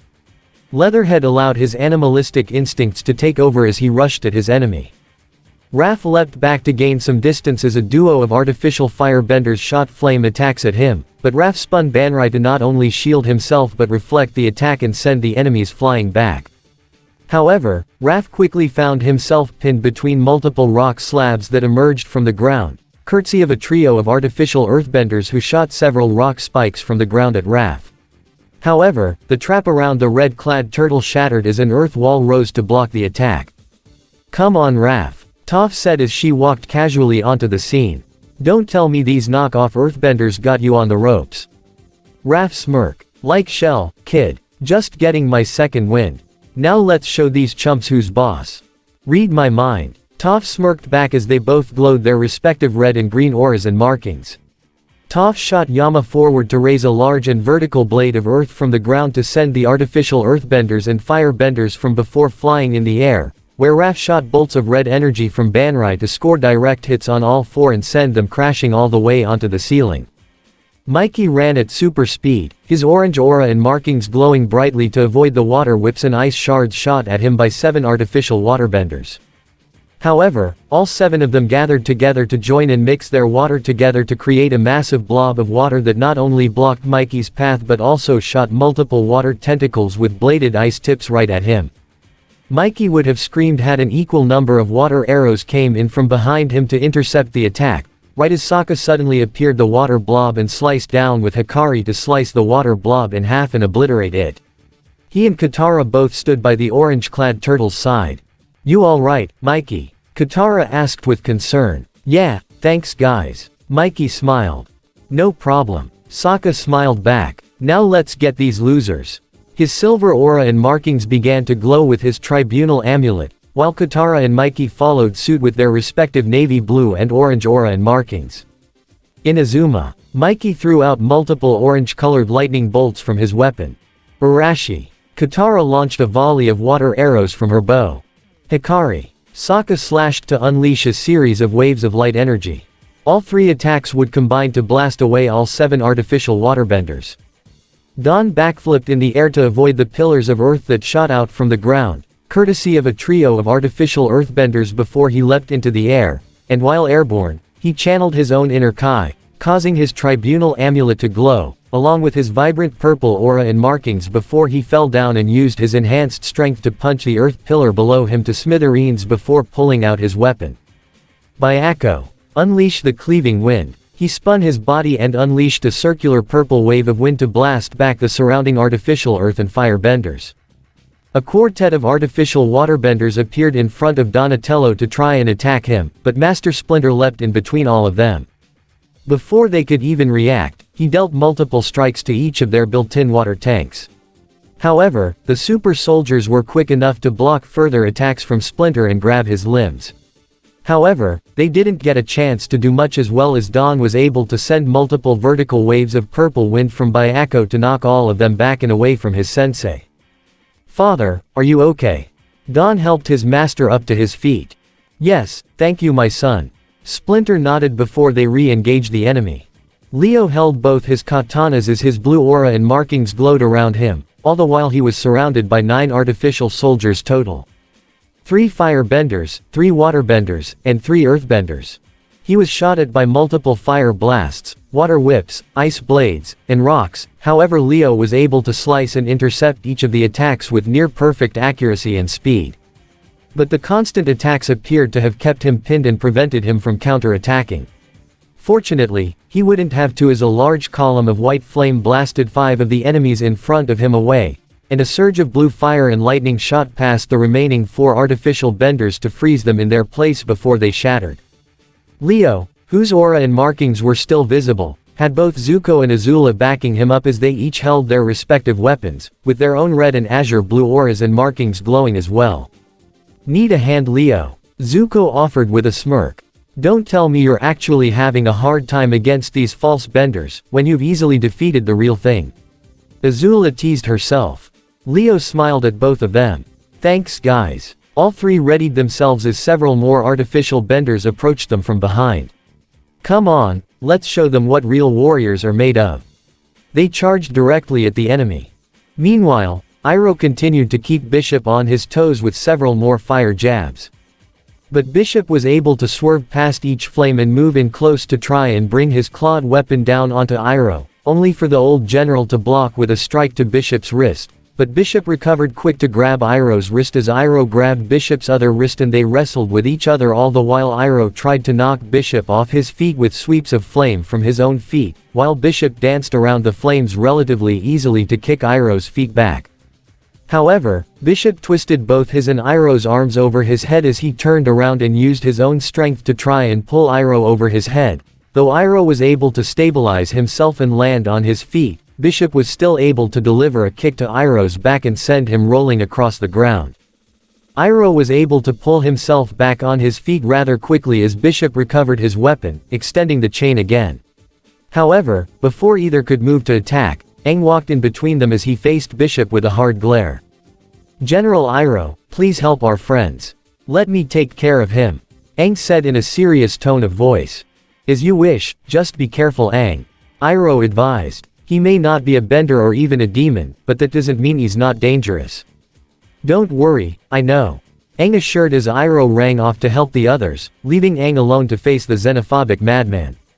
"So, the Avatar himself has decided to grace me with his presence, I suppose I should be flattered," Bishop commented before spinning and throwing his chain at Aang, which he blasted away with a gust of wind before shooting himself with airbending right at Bishop to throw a fire fist at him. But Bishop leapt past him to pull back his chain, which caught onto Aang's shoulder.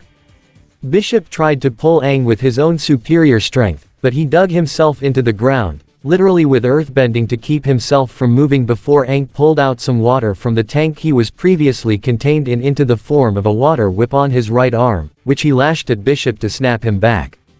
"You think you're some kind of hero? That you're a protector?"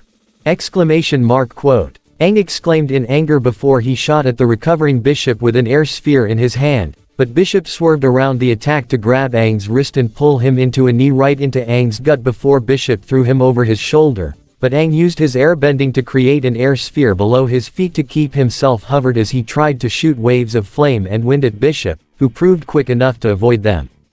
"You're not the first person I fought who thinks they're fighting for the greater good. You're all the same." Bishop threw his chained claw out to ensnare Aang's right foot, which he used to pull him down and slam him onto the ground. Bishop then leapt into the air to try and bring his foot down on Aang, who was able to roll out of the way just as the foot hit the ground with enough impact to cause a large crack. "You don't understand, I've created life," Bishop stated as he threw his chained weapon at Aang again, who quickly created a water bubble in front of himself to catch the claw of the weapon, before bending the water to extend and completely cover the chain, which he used to pull Bishop in close to where Aang dealt a flying roundhouse, his foot covered with a swirling air sphere for added strength, right into Bishop's face to send him rolling across the ground.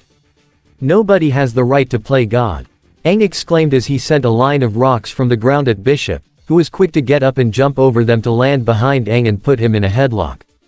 Now that is the pot calling the kettle black. Bishop replied as his own superior strength prevented the struggling Aang from escaping. You have the power to split the entire planet in two, and even reincarnate yourself after death. You say I'm playing God, but you're constantly trying to act like one. I'm not a god, Aang yelled as he exploded an air sphere out from around his body to blow Bishop back. I'm the Avatar, but I don't get to decide how the world should be run. I protect those that can't protect themselves, that's all. Bishop quickly recovered and spun his chained claw again. I am taking the necessary steps to defend the world. It is my duty. Just because you're from a different world or country doesn't automatically make you an enemy. All life is sacred, even alien life. Aang exclaimed as he pulled out several rocks from the ground and shot them at Bishop at rapid pace, though he was able to avoid most of them and use his weapon to block and slice each one that came too close. And I won't let you ruin so many innocent lives just to fulfill your twisted delusions. Meanwhile, Dr. Stockman continued to observe all the fights occurring throughout the entire chamber from what appeared to be a safe location. Though he seemed more focused on the fights between the artificial Bender super soldiers and the Ninja Turtles and Team Avatar. Though it seemed the heroes' new abilities put them on equal footing with the super soldiers, despite being heavily outnumbered and all the physical and cybernetic enhancements given to the artificial soldiers. Interesting, Stockman observed. It would seem the turtles and their friends have gained some interesting new abilities. He brought up some data from his mechanical arm as a screen appeared and shown an image of the tribunal amulet. Could it be that? I suppose I'll have to take those for study and, suddenly, his body glitched up and he found himself unable to move. What's going? I can't move. His robotic body fell to the ground, revealing Chaplin behind him. Of course, you can't. Chaplin said with a smirk. Did you forget who made you that body? Chaplin. Stockman's holographic head turned to see the young scientist. You fool. Restore my motor functions this instant. So, you can keep using your genius intellect to hurt people. I don't think so. Chaplin said with a frown. I really admired you, you know. You were my hero. Get out of your fantasy kid and face reality. Stockman stated. There's no such thing as heroes. You want to get far in life, you have to be ruthless. That's not how I see it. Chaplin disagreed as he opened the plate in Stockman's robotic arm. Wait, what are you doing? Stockman asked as a screen popped up from the arm, showing the data on the artificial Bender super soldiers. Stop that. So you have some kind of remote control. Like a recall signal if you need them to retreat. Chaplin observed with a smirk. But, that also means I have a direct access to their cybernetic nervous system. He crossed a few wires. Time to shut them down. No, don't do it, Stockman exclaimed, but it was already too late. The signal had been sent to each of the artificial Benders as an electric charge surged through each of them, halting the fights. This surprised not only the heroes fighting them, but even the Dark Turtles and the opponents they were fighting as they saw the super soldiers completely shut down and fall to the ground. Even Bishop was caught off guard. No, my army. This left Bishop open for Aang to blast him in the back with a powerful air blast that sent Bishop to the operating tables Aang's friends were all trapped on previously. It's over, Bishop, Aang exclaimed to him. However, Bishop was unwilling to give up as he jumped up onto the table to avoid a wave of air from Aang. My plans are far from over, Avatar. Bishop stated as he avoided a fire fist and water whip from Aang by jumping and swinging on a hooked chain on the ceiling. You have no idea, no idea. He landed on the ground and picked up his downed weapon as he faced the glaring Avatar once more. Bishop swung his chain past Aang to ensnare the operating table and pry it off the floor. Using his enhanced strength, he swung it over his head to gain momentum before swinging it straight down onto Aang, who was able to coat his fists in rocks to punch and obliterate the operating table, before soaring to Bishop at airbending speeds to lash out his rock-coated fists at the xenophobic agent. Though he was sent skidding back on his feet, Bishop was quick to recover as he threw the chain at Aang again, who ducked as the claw impacted and got stuck into an offline electrical generator. Azula had seen where the weapon was stuck from her vantage point and got an idea. She twirled her fingers to generate electricity before shooting a bolt of lightning at the generator, sending a charge through the machine and through Bishop's chained weapon, electrocuting him in the process. However, despite the intense pain, Bishop was able to power through it as he pried his weapon from the generator and was ready to resume his fight with Aang. However, before they could even begin, the generator Azula supercharged was already beginning to overload before it exploded. Though Aang was quick to erect a rock wall to protect himself, the shockwave had sent Bishop flying straight into the same hooked chain from before, impaling him, and causing him to scream. Aang gasped as he saw Bishop stabbed and hanging from the chain. His eyes wavered as Leo and Katara were the first to run up to him. "Aang, are you okay?" Katara asked. I wasn't," Aang stuttered. Though he thought Bishop was a horrible person, it wasn't his intent to kill him. "That wasn't you, Aang," Leo told him. "You weren't the one who caused that." He cast a glance towards Azula as she walked up and merely shrugged. Though it wasn't her intent to cause this to happen, she wasn't going to lose any sleep over it. "There's no need to be all sentimental." Aang, Katara, Leo, and Azula all gasped as they saw Bishop's smiling and bloody face as he pried himself from the hook that had impaled him. He fell a bit to the ground and landed on his knees, but he was still very much alive. "What? How? What are you?" Aang asked as neither he, Leo, Katara, nor Azula could believe what they just saw. Bishop spat out some blood as he attempted to stand. "I'm a human, just more enhanced." Suddenly, multiple explosions began to ignite all around the chambers as everything began to collapse, and even flood tanks cracked open to let loose a torrent of water which already began to flood the entire laboratory. Similar explosions erupted near Chaplin and Stockman's location. This left the young scientist open to a surprise attack from Dark Dawn, who smacked him away before turning to the downed robotic scientist. "Don't just stand there, you cloned abomination. Help me," Stockman exclaimed. Yeah, don't get your central nervous system in a twist," Dark Dawn said as he pried the central unit from the robotic body, containing Stockman's brain, and leapt toward the downed Bishop, followed by Dark Leo, Dark Raph, and Dark Mikey. "Bishop, the lab is lost. We have to go," Dark Leo stated as he picked up the injured Bishop and carried him as he and his brothers made their way toward an elevator built into the far wall just as the remainder of the Turtles, Team Avatar, and their allies regrouped. "You will pay for this, mutants, benders, all of you." Bishop glared as the elevator door began to close. "One day you will all pay." Those were his last words before the door closed shut. "We gotta go after him," Sokka exclaimed. "No time, this whole place is gonna come down," Toph shouted. "Everyone back to the battle shell. Hurry," Leo exclaimed as the large group quickly ran back out the way they came, all the while the laboratory continued to collapse and flood. As the water continued to pour into the chambers, all the electrical generators began to short-circuit and explode, causing even more destruction. At the same time, all the bodies of the artificial bending super soldiers were washed away by the flood water. Once the group made it back out into the subway line, Toph and Aang erected a large and thick earth wall that sealed up the entrance and would keep the water back for a short period of time. Long enough for the entire group to board the parked battle shell. Once they were in, Leo made a quick head count. Aang, Raph, Katara, Mikey, Sokka, Dawn, Toph, Zuko, Karai, Master Splinter, Iroh, Suki, Mai, Ty Lee, Leatherhead, and Chaplin were all present and accounted for just as Raph got into the driver's seat and put the pedal to the metal just as the rock wall collapsed and the flooded water leaked into the subway. Fortunately, the battle shell's jet engines were able to give the armored vehicle enough of a boost to allow the heroes to escape.